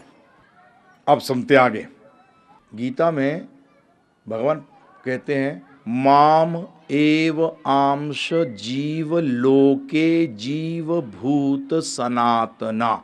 बड़ी सरल संस्कृत है। माम मतलब मेरे, माम एव आंश, कि ये जो जीव हैं ये मेरे क्या है? अंश है। ध्यानपूर्वक सुनिएगा इसको। माम एव आंश जीव लोके जीव भूत सनातना। और ये अंश क्या है? सनातन है। उसका मतलब ये अंश था, अंश है और अंश ये कभी पूर्ण नहीं होगा, क्योंकि अगर पूर्ण होगा तो इसका सनातन तत्व खत्म हो गया। ये अंश था, अंश है और अंश रहेगा। तो ये सोचना कि अंश है इसलिए हम भी भगवान हैं। बेटा पैदा हुआ तो बेटा क्या कह रहा है? मैं अपने बाप से आया इसलिए मैं बाप हूं। अब बाप का बेटा है तू, और बेटा ही था और बेटा ही रहेगा। इसी तरीके से अंश माम एव, एव का मतलब है जी ना, निश्चित। माम एव अंश जीव लोके, जो जीव हैं ये मेरे निश्चित रूप से अंश हैं। और कैसे अंश हैं? सनातना। सनातन का मतलब क्लियर हो जाता है, इस पे काल का असर नहीं है। ये अंश था, अंश है और अंश रहेगा। अब समझते चलती है। चलिए सीधा चलते हैं उपनिषदों में। सुनोगे तो हैरान रह जाओगे। श्वेताश्वत्र उपनिषद क्या कहती है? बाल अग्र, बाल अग्र, बाल का अग्र भाव षट भागस्य, 100 भागों में विभाजन करो। षटधा कल्पितस्य च, और इस 100 भागों का भी 100 भाग करो। इतना आत्मा का जो है वो आकार है। अब आप पूछोगे बाप रे ये क्या हुआ? उसका मतलब बाल के अग्र भाव। अब अग्र भाव प्रभु जी ध्यान रखिएगा, परमाणु भी हो सकता है, पहला पॉइंट है ना प्रभु जी। उसका 10,000वां हिस्सा। ऐसा क्यों कहा? यह बताने के लिए इसका स्वरूप है, परंतु इस स्वरूप को तुम देख नहीं सकते, इतना छोटा है। और ये शास्त्र बताते हैं, वैष्णवाचार्य ने बताया है कि जब हम आध्यात्मिक जगत से भौतिक जगत में गिरते हैं तो क्योंकि हम अपनी स्थिति में नहीं होते इसलिए हम सिकुड़ जाते हैं। आपके साथ भी ऐसा होता है। जब आप एक ऐसे एटमॉस्फेयर में या ऐसे घर में चले जाएं जहां बिल्कुल सारे लोगों की सोच आपके विपरीत हो, तो आपकी पर्सनालिटी सिकुड़ जाती है कि बढ़ जाती है? हैं जी? सिकुड़ जाती है। हम उस जगह में आ गए जो कि हमारी जगह नहीं है, इसलिए हम भी सिकुड़ गए, है ना जी। अंगूर का क्या बन गए? किशमिश, हैं? पानी निकल गया, हैं जी। हाँ, तो और क्या कहते हैं आगे, भागो जीव, जीव कह दिया प्रभु जी, आत्मा का ये वो है। चक्कर क्या है इसे बताऊंगा मैं आपको, जैसे भगवान भी जब डिटेल में करूंगा कि जैसे भगवान बता रहे हैं ना, जायते म्रियते व कदाचिन, कि ऐसा कभी समय नहीं था जबकि ये नहीं था। इसका पहली बात तो ध्यान रखिए, इसमें दो चीज़ें हैं। ये अपने आप में श्लोक 3-4 घंटे का लेक्चर है हकीकत के अंदर, क्योंकि ये बहुत स्पष्ट रूप में चीज़ें बता रहा है। ये पहली चीज़ तो ये बता रहा है कि कभी इसका जन्म नहीं हुआ और इसकी कभी मृत्यु नहीं होती। आप तो इतना समझ लो, अभी सनातन तत्व को देख लो इसमें कि आत्मा जो है, कभी मुंडक उपनिषद बताती है ये आत्मा कहाँ बैठी हुई है, हृदय में। कहाँ बैठी है? और आजकल पता नहीं कहाँ से कोई बताता है यहाँ बैठी है, पता नहीं क्या क्या, मतलब कहाँ से निकाल के लाते हैं, मुझे समझ नहीं आया आज तक। अरे आत्मा को मुंडक उपनिषद साफ कह रही है हृदय में बैठी है। गीता में भी भगवान ने बताया कि मैं कहाँ बैठा हूँ, परमात्मा के रूप के अंदर हृदय में विराजमान हूँ। बड़ा क्लियर है। अब आत्मा शरीर बदलती है, जैसे आप कपड़े बदलते हो। आत्मा क्या बदलती है? शरीर बदलती है। अब कैसा शरीर मिलेगा, ये बड़ा इंपॉर्टेंट चीज़ है प्रभु जी, ये बड़ी इंपॉर्टेंट चीज़ है। अब समझिए एक बात, आत्मा को क्या बताया गया? अचिंत्य है, जिसका कि चिंतन भी नहीं कर सकते। क्यों नहीं कर सकते चिंतन? क्योंकि अभी आपका जो दिमाग है, बुद्धि है, वो भौतिक है, और भौतिक से आध्यात्मिक को समझा नहीं जा सकता। जब ये बुद्धि आध्यात्मिक हो जाएगी फिर आप समझ सकते हो। अचिंत्य, अदृश्य। अदृश्य क्यों है? क्योंकि ये आंखों से तो आपको भौतिक चीजें भी नजर नहीं आती प्रभु जी, आध्यात्मिक की तो बात छोड़ो। परंतु जब ये आंखें, क्या मैंने कहा था, दृष्टि बदलो, जब ये आंखें चेंज हो जाएंगी प्रभु जी, कैसे चेंज होंगी? जब ज्ञान आ जाएगा। जब आपके अंदर ज्ञान आ जाएगा तो आंखें भी क्या हो जाएंगी? बदल जाएंगी, देखने का जरिया बदल जाएगा आपका। और क्या कहा? अपरिवर्तनीय है। आप ये सोचो कि इसके अंदर परिवर्तन आता है, नहीं, परिवर्तन आता है शरीर में, इसमें परिवर्तन कभी नहीं आता। तो अब समझ लीजिए, ध्यानपूर्वक सुनिएगा। मैंने क्या कहा था आपको पहले कि आत्मा के पास सिर्फ एक ही शक्ति है, और वो क्या शक्ति है? इच्छा शक्ति है। अब लोग क्या कहते हैं कि भगवान की इच्छा के बगैर एक पत्ता भी नहीं हिलता। बड़ी सही बात है, कल प्रश्न भी था, समझिए ध्यानपूर्वक। बैंक से पैसा निकालना हो तो किसके सिग्नेचर के बगैर पैसा बाहर नहीं निकल सकता? बताओ। नहीं, अकाउंटेंट। हाँ, मैनेजर कहाँ करता है? अकाउंटेंट। जो अकाउंटेंट है उसके सिग्नेचर के बगैर आप पैसा नहीं निकाल सकते। तो हम क्या कह सकते हैं एक भाष्य में कि अकाउंटेंट की इच्छा के बगैर एक भी पैसा नहीं निकलता। तो उसका मतलब क्या हुआ? आपसे चेक काटने को अकाउंटेंट कह रहा है कि इतने पैसे का चेक काट, कि आप काट रहे हो, और चेक कौन कर रहा है? अकाउंटेंट कर रहा है। अब एक और उदाहरण समझिए। बच्चा है, कुछ चीज़ उठाना चाहता है, बड़ा जोर लगा रहा है, आप जाते हो पीछे से क्या लगाते हो? उंगली लगाते हो और उसको उठा देते हो। तो बच्चा क्या सोचता है? अरे मैंने उठा लिया, है ना, हल्ला मचाता है पूरे, और पता नहीं माँ देख रही दूर से, हाँ पिता ने हाथ लगा रखा है। एक्चुअली इच्छा तो बच्चे की थी, उठाया।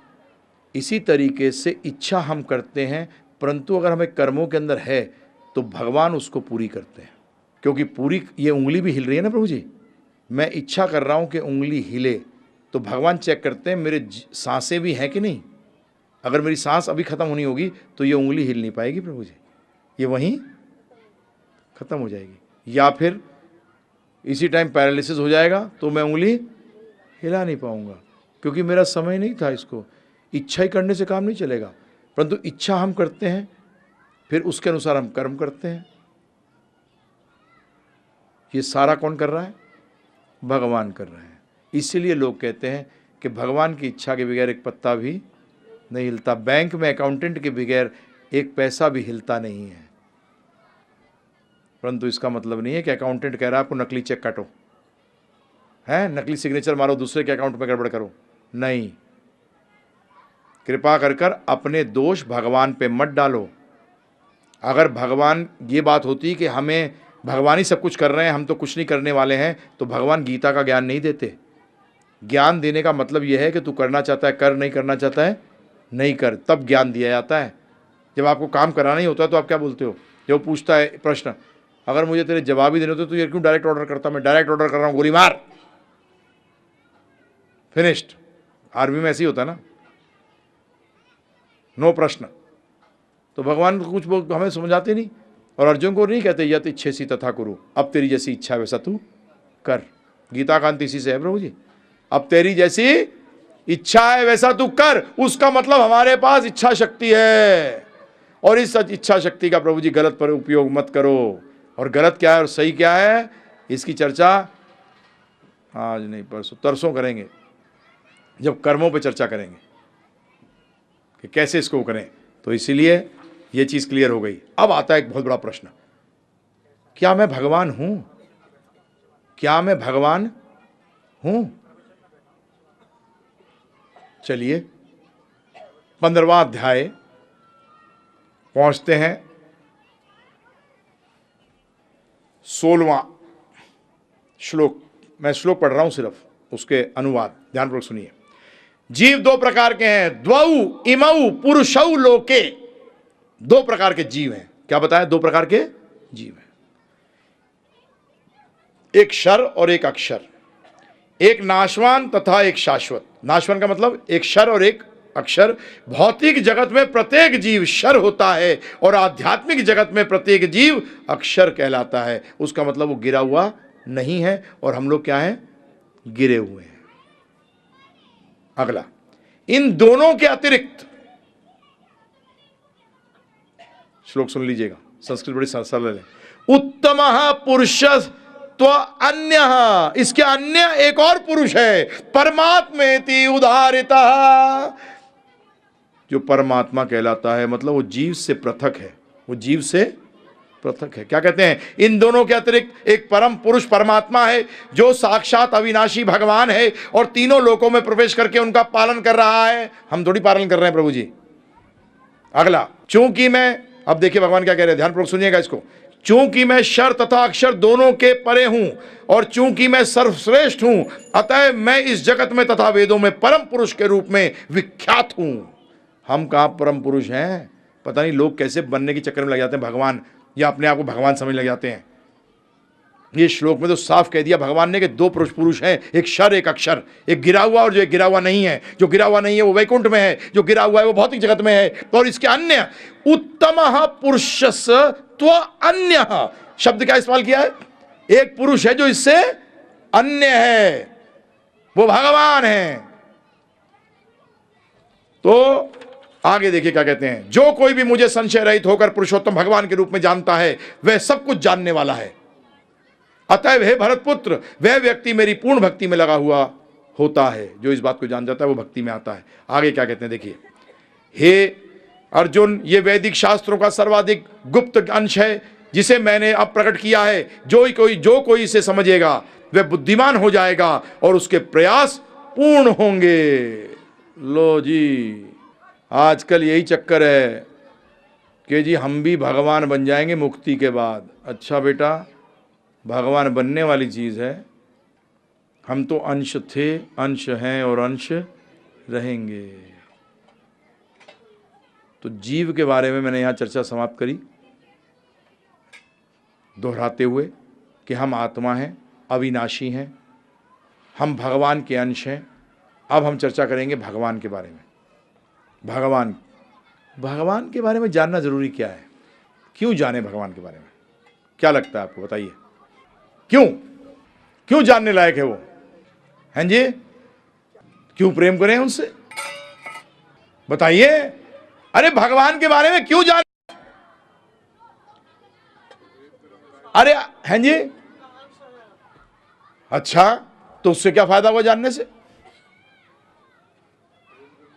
अरे सिंपल, पहले दूसरे दिन उदाहरण दिया था मैंने आपको कि अगर कोई वस्तु हमारे पास है, कोई नया कोई गैजेट आता है, कोई नया मोबाइल आता है, पहली बार जब मोबाइल आया होगा तो किससे पता करें इसका क्या इस्तेमाल है? किससे जानना पड़ेगा? जिसने इसको बनाया है। तो भगवान को क्यों जानना जरूरी है कि ये शरीर क्यों बनाया, ये जगत क्यों बनाया, इसका लक्ष्य क्या है? क्योंकि उनके सिवा तो कोई बता सकता ही नहीं। और जब तक लक्ष्य मालूम नहीं होगा हम भटकते रहेंगे। जैसे मैंने कहा था, बच्चे के हाथ में, 2 साल के बच्चे के हाथ में मोबाइल दे दो, वो बात करने के सिवा उसके साथ सब कुछ करेगा। तो उसका मतलब भगवान को जानना तो अनिवार्य हो ही गया, क्योंकि जिसने बनाया है वही तो बताएगा क्यों बनाया। अब भगवान ने पहले अंश के बारे में क्यों बताया, समझो। जब आपको कोई, मैं भौतिक उदाहरण दे रहा हूँ, इसमें आध्यात्मिक मत लेके जाना। उदाहरण का मतलब होता है उस जगह तक पहुँचाएं। जैसे हम जब यहाँ किसी को पता बता रहे थे कि हनुमान वाटिका कहाँ है, तो बोलते थे एसबीबीजे एक बैंक जो है उसके सामने ही एकदम रोड आती है अंदर। तो व्यक्ति बोल सकता है एसबीबीजे के बारे में क्यों बता रहे हैं, मुझे तो हनुमान वाटिका जाना है। अरे भाई, वो तो सिर्फ पॉइंटर है। तो इसी तरह जो उदाहरण है ये आपको थोड़ा समझाएंगे। आत्मा को बताया गया कि वो सनातन है, वो चित्त पूर्ण ज्ञान में है और पूर्ण आनंद में है। हम जब पूर्ण ज्ञान का मतलब समझ लीजिएगा प्लीज। हम सनातन हैं, इसमें कोई कमी और ज्यादा नहीं है, परंतु पूर्ण ज्ञान में है, इसमें कमी ज्यादा है भगवान के साथ। कैसे? एक गिलास में पानी पूरा भरा हुआ है और एक कॉलोनी की टंकी में पूरा पानी भरा हुआ है। दोनों एक समान हैं कि अलग अलग हैं? है प्रभु जी? भरे तो दोनों हैं पूरे। शब्द दोनों में कॉमन क्या है? पूर्ण। एक में 200 मिलीलीटर पानी है और एक में 10,000 गैलन पानी है। दोनों पूरे भरे हुए हैं, परंतु वो 10,000 गैलन और ये। इसी तरीके से हम अंश हैं, तो आंशिक रूप में हमें पूर्ण ज्ञान प्राप्त हो सकता है, पूर्ण रूप से पूर्ण ज्ञान प्राप्त नहीं हो सकता। हो गया क्लियर? अंश है इसलिए आंशिक रूप से पूर्ण ज्ञान प्राप्त हो सकता है, परंतु पूर्ण रूप से पूर्ण ज्ञान प्राप्त नहीं हो सकता। अंश है इसलिए आनंद भी हम प्राप्त नहीं कर सकते जब तक कि हम पूर्ण के साथ जुड़े नहीं। ये हाथ सोचने लगे कि अरे भाई, मैं लड्डू मुंह में डालता हूं, मजा जीवा करती है, मैं तो मुंह में नहीं डालूंगा, और यूं यूं करने लगे अपने आप, क्या होगा? है जी, बताइए। 4 दिन बाद यूं करने लायक भी नहीं रहेगा। तो अंश का काम है पूर्ण की साथ जुड़े रहना, तब आनंद प्राप्त होगा। आप लोग आनंद तो ढूंढ रहे हो, परंतु पूर्ण के साथ जुड़ना नहीं चाहते, तो आनंद कहाँ मिलेगा? ढूंढते रहो, ढूंढते रहो। जन्म जन्मांतर से ढूंढ रहे हो और ढूंढते रहो। अपने को भी मूर्ख बना रहे हैं, बच्चों को भी मूर्ख बना रहे हैं, जितने रिश्तेदार हैं उनको भी मूर्ख बना रहे हैं। सब एक दूसरे को मूर्ख बनाकर खुश हो रहे हैं। ढूंढ तो सही चीज रहे हैं, परंतु गड़बड़ कर रहे हैं। तो भगवान को जानना इसलिए अति आवश्यक, क्योंकि उनको जाने बगैर तो पता ही लगेगा कि इस सृष्टि की रचना और मेरी रचना क्यों हुई है। अब ये मत प्रश्न कर देना अंश कब आया, क्योंकि मैंने कहा अंश क्या है? सनातन। सनातन का मतलब कोई शुरुआत नहीं है। और भौतिक जगत में आप इसको नहीं सोच पाते, क्योंकि भौतिक जगत में आपकी दृष्टि क्या रहती है? छोटी रहती है। आप हर चीज़ को यहाँ पैदा होते हो और मरते हुए देखते हो, परंतु आपके लिए अगर बोला जाए कोई ऐसी चीज़ है जो कि कभी ख़त्म ही नहीं होती, तो आप उसको सोच भी नहीं सकते। साइंस का ही एक फॉर्मूला है, energy is not created not destroyed. शक्ति ना तो कभी बनाई जाती है और ना ही कभी इसकी ख़त्म होती है, उसमें थी, है और रहेगी। इसको भी सोचना आसान नहीं है, क्योंकि हम यहाँ हर चीज़ को नष्ट होते हुए देखते हैं और पैदा होते हुए देखते हैं, परंतु आत्मा का कोई जन्म नहीं है। न जायते म्रियते व कदाचिन, क्योंकि जन्म नहीं है इसलिए मृत्यु भी नहीं है। आगे चलिए, परिभाषा क्या है भगवान की? चलिए प्रभु जी, हाँ बोलोगे अरे भगवान की परिभाषा क्या है भगवान की? तो ध्यानपूर्वक सुनिए। जन्मदय अस्य यतः, जिससे हर चीज उत्पन्न होती है उसको भगवान कहते हैं। जिससे सब कुछ उत्पन्न होती है उन्हें क्या कहते हैं? भगवान कहते हैं। ये कहां से आया? वेदांत सूत्र का सूत्र है। जन्मदय अस्य यतः, जिससे सब कुछ आता है। दूसरा भगवान ने बताया पितामह अस्य जगतो, मैं ही इस जगत का क्या हूं? पिता, माता, धाता। माता भी मैं हूं और पिता भी मैं हूं। ध्यान रखिएगा, भगवान ने साफ कहा है कि माता भी मैं और पिता भी मैं। उसका मतलब किसी की जरूरत नहीं है। मुझे किसी और की जरूरत नहीं है कुछ भी पैदा करने के लिए। और इसको भगवान विष्णु ने सिद्ध किया था। कैसे? जब पेट से क्या निकाला? कमल। और कमल पे किसको पैदा कर दिया? किसी की जरूरत नहीं थी।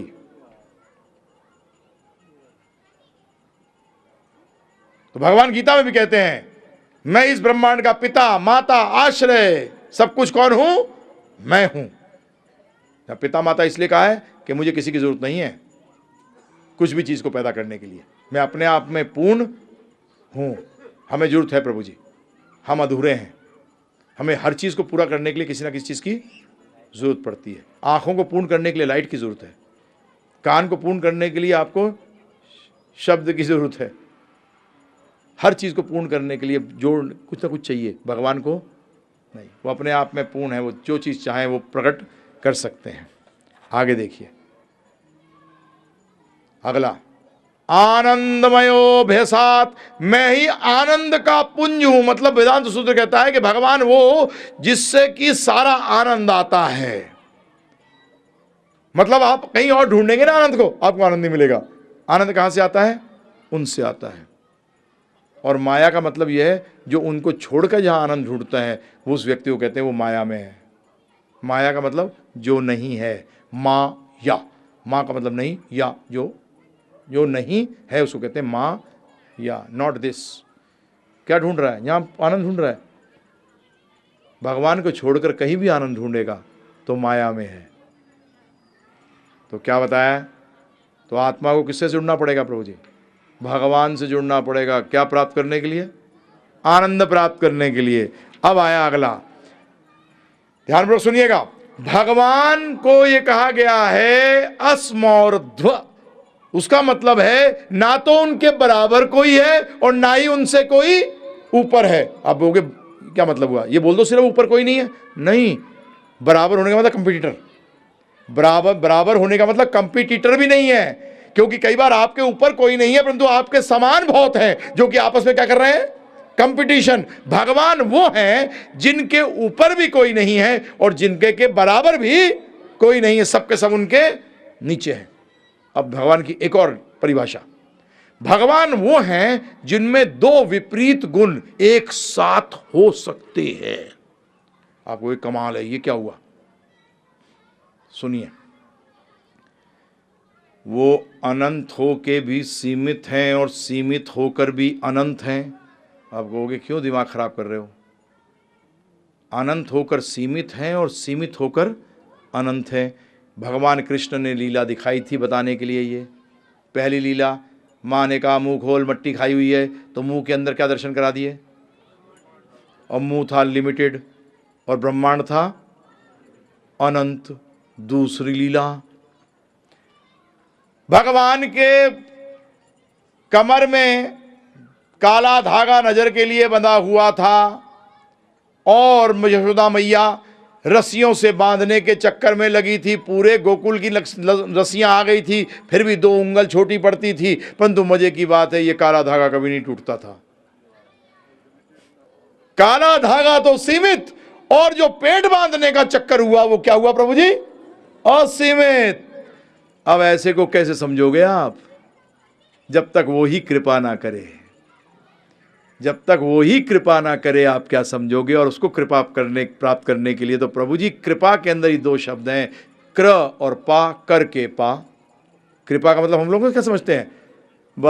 मैं बैठा रहूंगा मिल जाएगा। अरे नहीं, कृपा का मतलब करके पा। क्र कर और फिर पा, कृपा।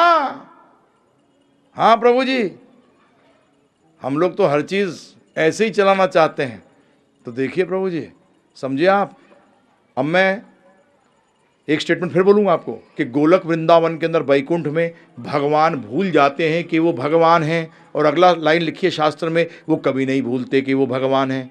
आप सर पकड़ के बैठ गए कि यार ये क्या चक्कर है कि भूल जाते हैं कि भगवान हैं और कभी नहीं भूलते कि भगवान हैं। 2 मिनट पहले दूध के लिए रो रहे हैं और 2 मिनट बाद पूतना को मार रहे हैं जी। 5 मिनट पहले मां के डंडे से डर रहे हैं और 5 मिनट पहले बाद में पता लगा वो कुबेर के दोनों पुत्रों को मुक्त कर रहे हैं। ये क्या चक्कर है भाई? यही भगवान है, समझे आप? भगवान को समझिए। अब ब्रह्म संहिता के अंदर ब्रह्मा जी क्या कहते हैं, देखिए ध्यानपूर्वक सुनिएगा। ईश्वर परम कृष्ण सच्चिदानंद विग्रह अनादिरादिर गोविंदा सर्व कारणा कारणम। हम पहले की लाइनें बाद में लेंगे दोनों, पहले दूसरी ले रहा हूं। अनादिर आदिर गोविंदा, गोविंदा की ना शुरुआत है और ना कोई अंत है। सर्व कारणा कारणम, ध्यानपूर्वक सुनिएगा। इसमें सारे कारणों के कारण हैं। अब आगे चल रहे हैं, देखिए ध्यानपूर्वक सुनिए। हम हकीकत में पहले क्या है? पुत्र। बताया था ना मैंने, पहले क्या है? हम पुत्र, बाद में बनते हैं पिता। पहले आप हो पुत्री, बाद में बनती हो माता। तो हम पहले क्या है? प्रभाव हैं। किसके? अपने माता पिता के प्रभाव हैं।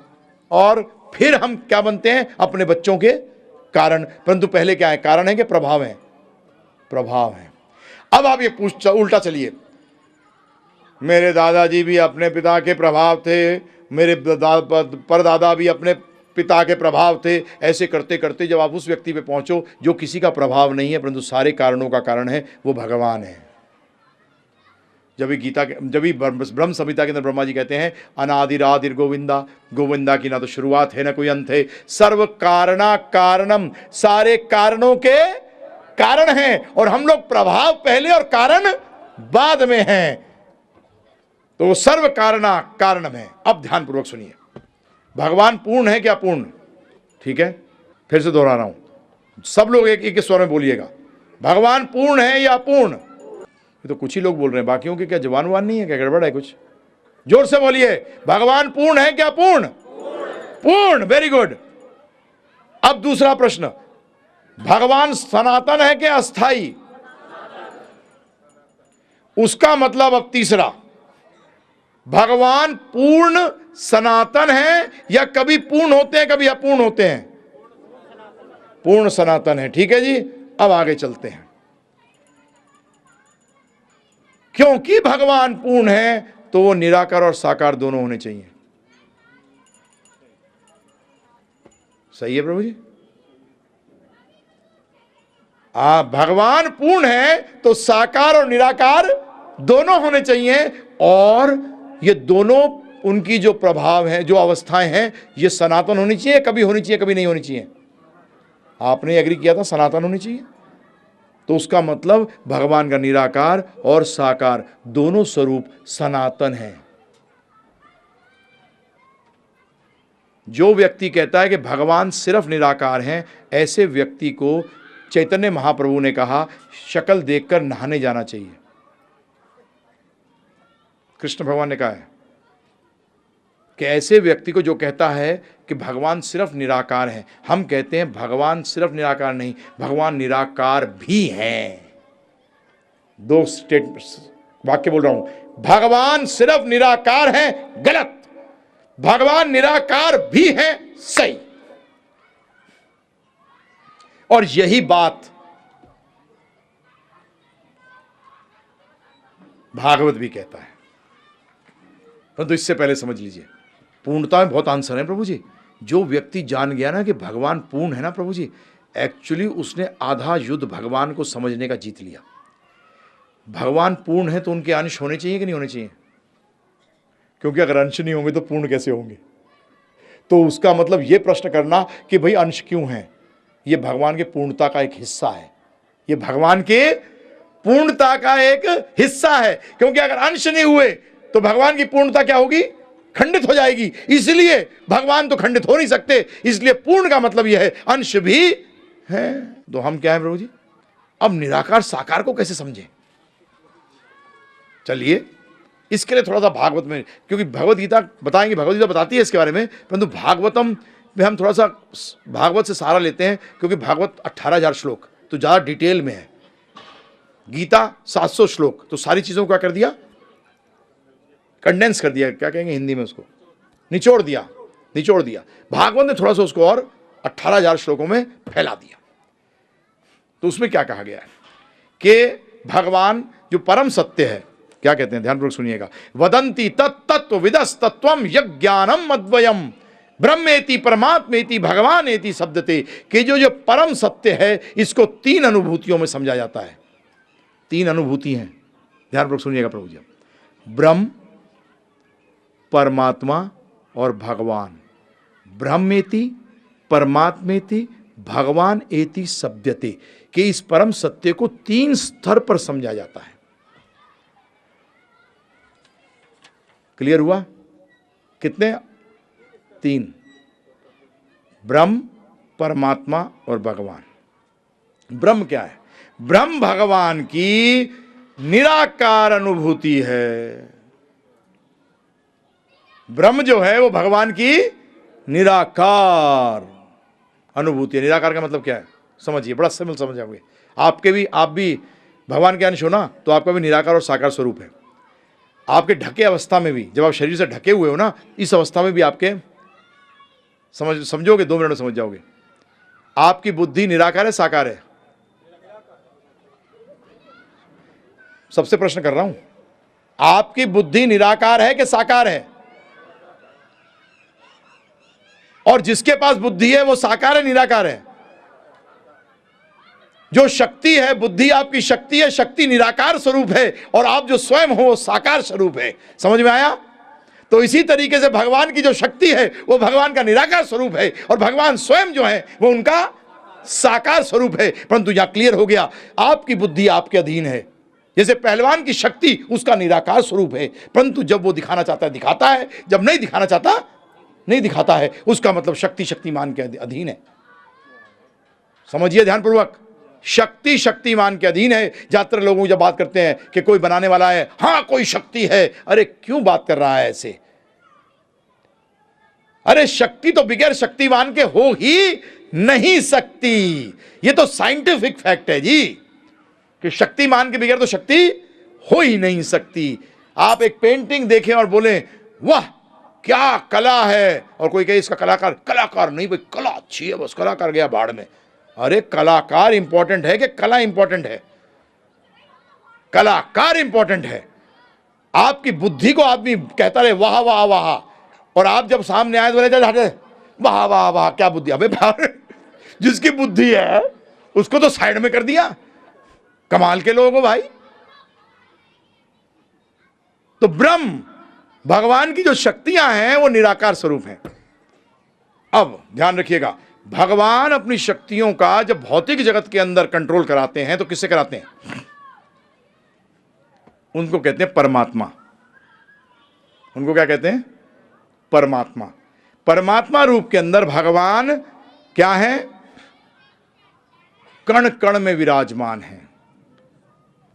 ध्यान रखिएगा प्रभु जी, परमात्मा अब साकार आ गया। परमात्मा क्या आ गए? साकार स्वरूप आ गए। जो लोग थोड़ा शास्त्र पढ़े हुए हैं उनको मालूम है कि परमात्मा चतुर्भुज विष्णु होते हैं।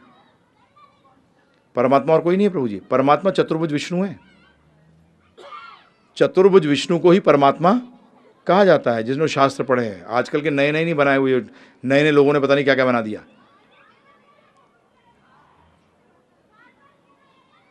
परमात्मा कण कण में विराजमान है।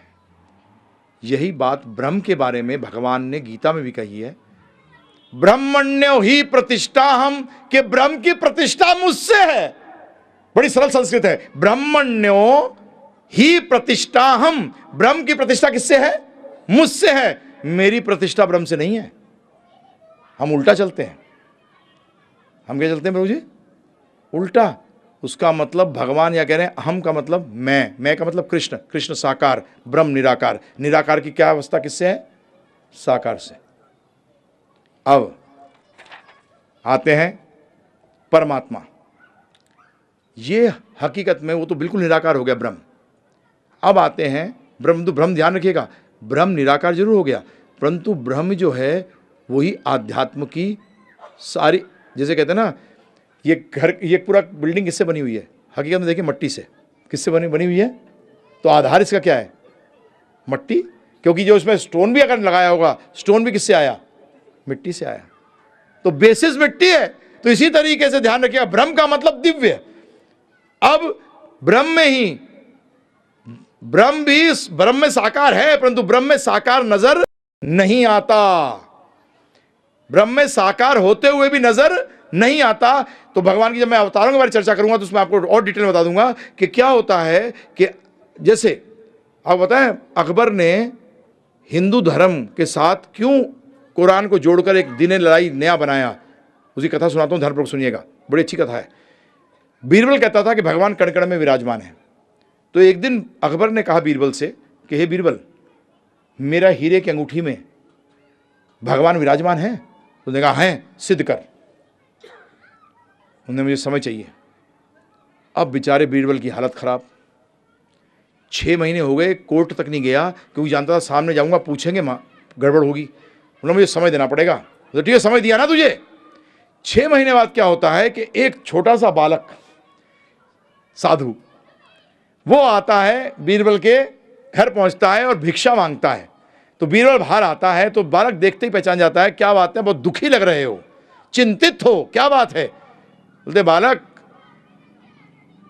प्रॉब्लम यह है कि अकबर जी ने ऐसी बात कही है कि हीरे की अंगूठी में भगवान हर जगह व्याप्ते हैं, तो मुझे मालूम है, परंतु मैं सिद्ध कैसे करूं कि वो हीरे की अंगूठी में है? बोलते कोई बड़ी बात नहीं है, मुझे ले चलो।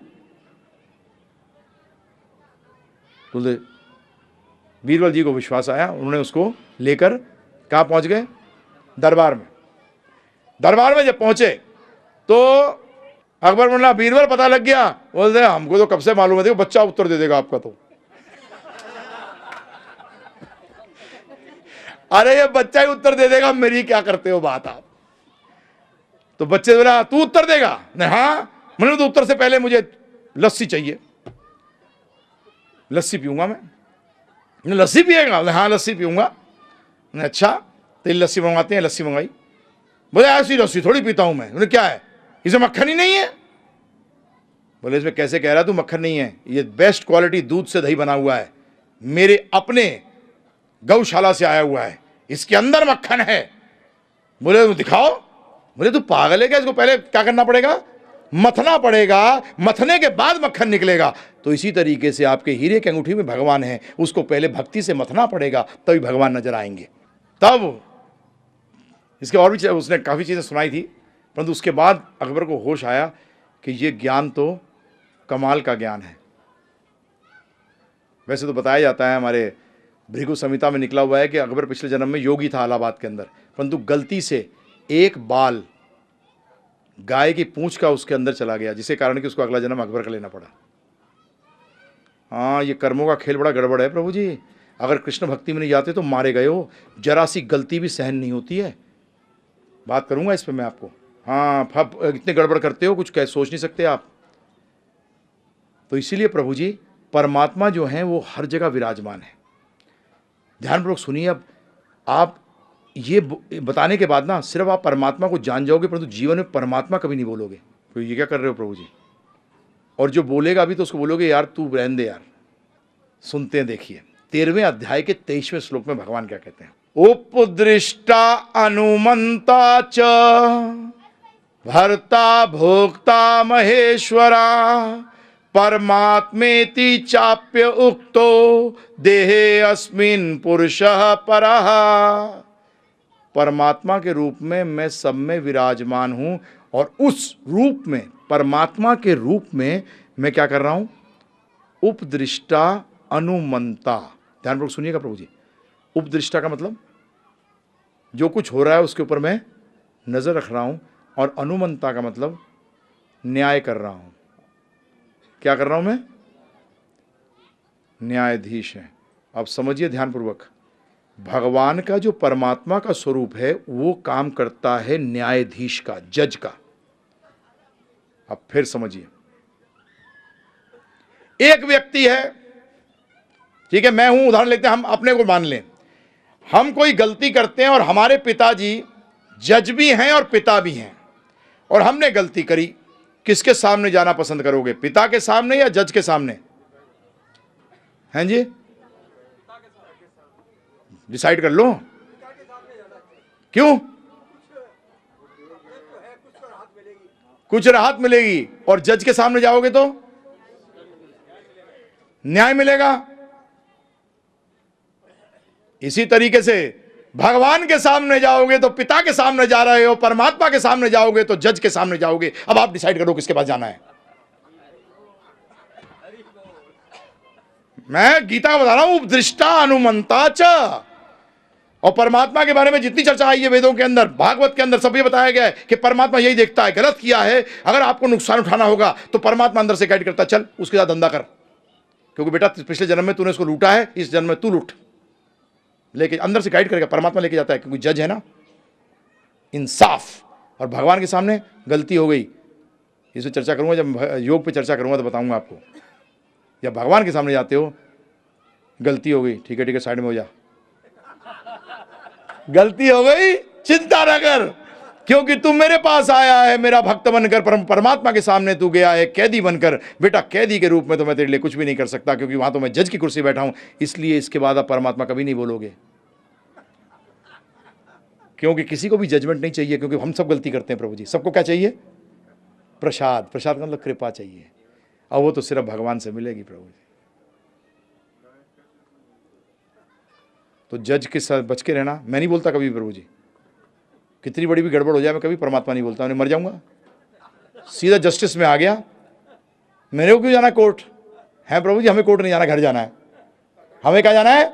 घर। और यही ज्ञान भगवान दे रहे हैं। देखिए भगवान अपने बारे में खुला बता रहे हैं कि मैं क्या करता हूं, क्या बनकर, अब तू डिसाइड कर तुझे क्या करना है।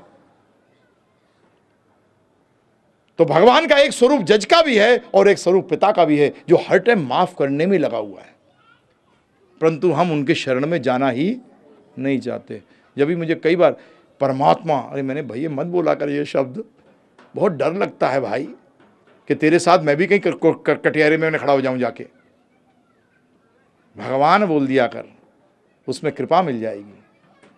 तो इसीलिए प्रभु जी ये चीज़ ध्यान रखिएगा, और इनके बारे में और चर्चा करूंगा कि कैसे परमात्मा के रूप में जजमेंट करते हैं और भक्ति के रूप में कितना ज़बरदस्त पक्षपात करते हैं भगवान। आप कहोगे भगवान पक्षपाती? हाँ प्रभु जी, ये गीता ही कह रही है, परंतु चक्कर क्या है, गीता आपने ना कभी भक्तों के द्वारा लिखित और भक्तों के मुख से नहीं सुनी। प्रॉब्लम ये हो गई, आपने जितनी सुनी है आज 99% जो लोग बोल रहे हैं ना प्रभु जी, ये सारे परमात्मावादी हैं। ये मरवाएंगे अपने को भी और दूसरों को भी। ये भगवान की शरण में तो लेके नहीं जाते, परमात्मा की शरण में फंसा देते हैं। तो इसीलिए चाहे वो भागवत वाच रहा हो, नहीं तो पता नहीं और तो कुछ क्या क्या वाचते हैं, मुझे खुद नहीं पता कहाँ से वाच के लाते हैं।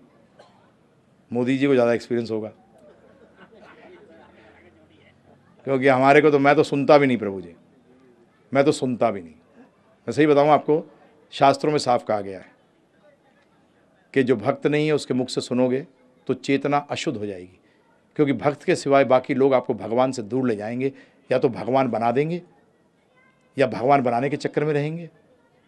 दास बनाने के लिए कोई भी नहीं रहेगा, और जबकि हमें बनना क्या है? दास। तो बाप रे, हाँ जब भी मैं सोच रहा हूँ, चलिए आज का तो इधर वो करेंगे, कल मैं थोड़ा टाइम लूँगा, क्योंकि मैं थोड़ा सा पीछे चल रहा हूँ, तो इसलिए आपको बता रहा हूँ कि थोड़ा पीछे चल रहा हूँ, नहीं तो अपने को लास्ट डे में कहीं 11 ना बज जाए रात के। तो क्योंकि लास्ट डे सबसे इम्पोर्टेंट हो जाएगा, क्योंकि जब तक आप ये नहीं समझोगे ना पूरा प्रभु जी, 24 घंटे आप कैसे भक्ति कर सकते हो नहीं कर पाओगे, क्योंकि जब तक आपको क ख ग नहीं आएगा आप कविता नहीं लिख सकते। क ख ग जानने, और जो आखिरी दिन बताने वाला हूँ, कविता बताने वाला हूँ मैं आपको, गीता का सार। तो इसलिए कोशिश करेंगे। हरे कृष्ण में हरे का अर्थ राधा है, तो हरे राम में हरे का क्या अर्थ है? हरे राम में देखिए, ध्यान रखिएगा, जब मैं कल अवतारों में चर्चा करूंगा तो इसमें आप समझ जाओगे। रामचंद्र जी, कृष्ण, विष्णु, नारायण, नरसिंहदेव, वराह, वामन, इनमें आपस में तत्व का कोई भेद नहीं है। इसमें सिर्फ किसका भेद है? लीला भेद है, लीला का भेद है। तो जो राम के भक्त हैं वो हरे को सीता माने, हम कृष्ण भक्त हैं इसलिए राम को रमण मानते हैं। राम शब्द को कहाँ से लिया? रमण, तो राधा रमण। तो हरे कृष्ण जो करते हैं, कई शुरू में भक्ति करने की चेष्टा के अंदर, क्योंकि बलराम जी को आदि गुरु कहा गया है, वो राम को बलराम जी भी मानते हैं। वहाँ हरे को बलराम जी की भी अपनी गोपियाँ हैं, ध्यान रखिएगा। बलराम जी की अपनी अलग गोपियाँ हैं और कृष्ण भगवान की अपनी अलग गोपियाँ हैं। तो उसमें और सबकी अपनी शक्तियाँ हैं। हरे जो है वो शक्ति को बोध कर रहा है और शक्तियों में श्रेष्ठ है राधा रानी। सारी शक्तियों की उत्पत्ति राधा रानी से हुई है। ये एक विषय नहीं है अभी चर्चा करने का, परंतु आपको थोड़ा सा जितना टच कर सकूँगा उतना टच करूँगा, क्योंकि राधा रानी का विषय मैंने बताया था शुरू में भी आज, वो पीएचडी का स्टडी है, मतलब पीएचडी ज्ञान है अध्यात्म का, राधा कृष्ण की जो चर्चा है। परंतु थोड़ा बहुत समझाने की कोशिश करूँगा मैं आपको, जितना मैं समझा सकूँ।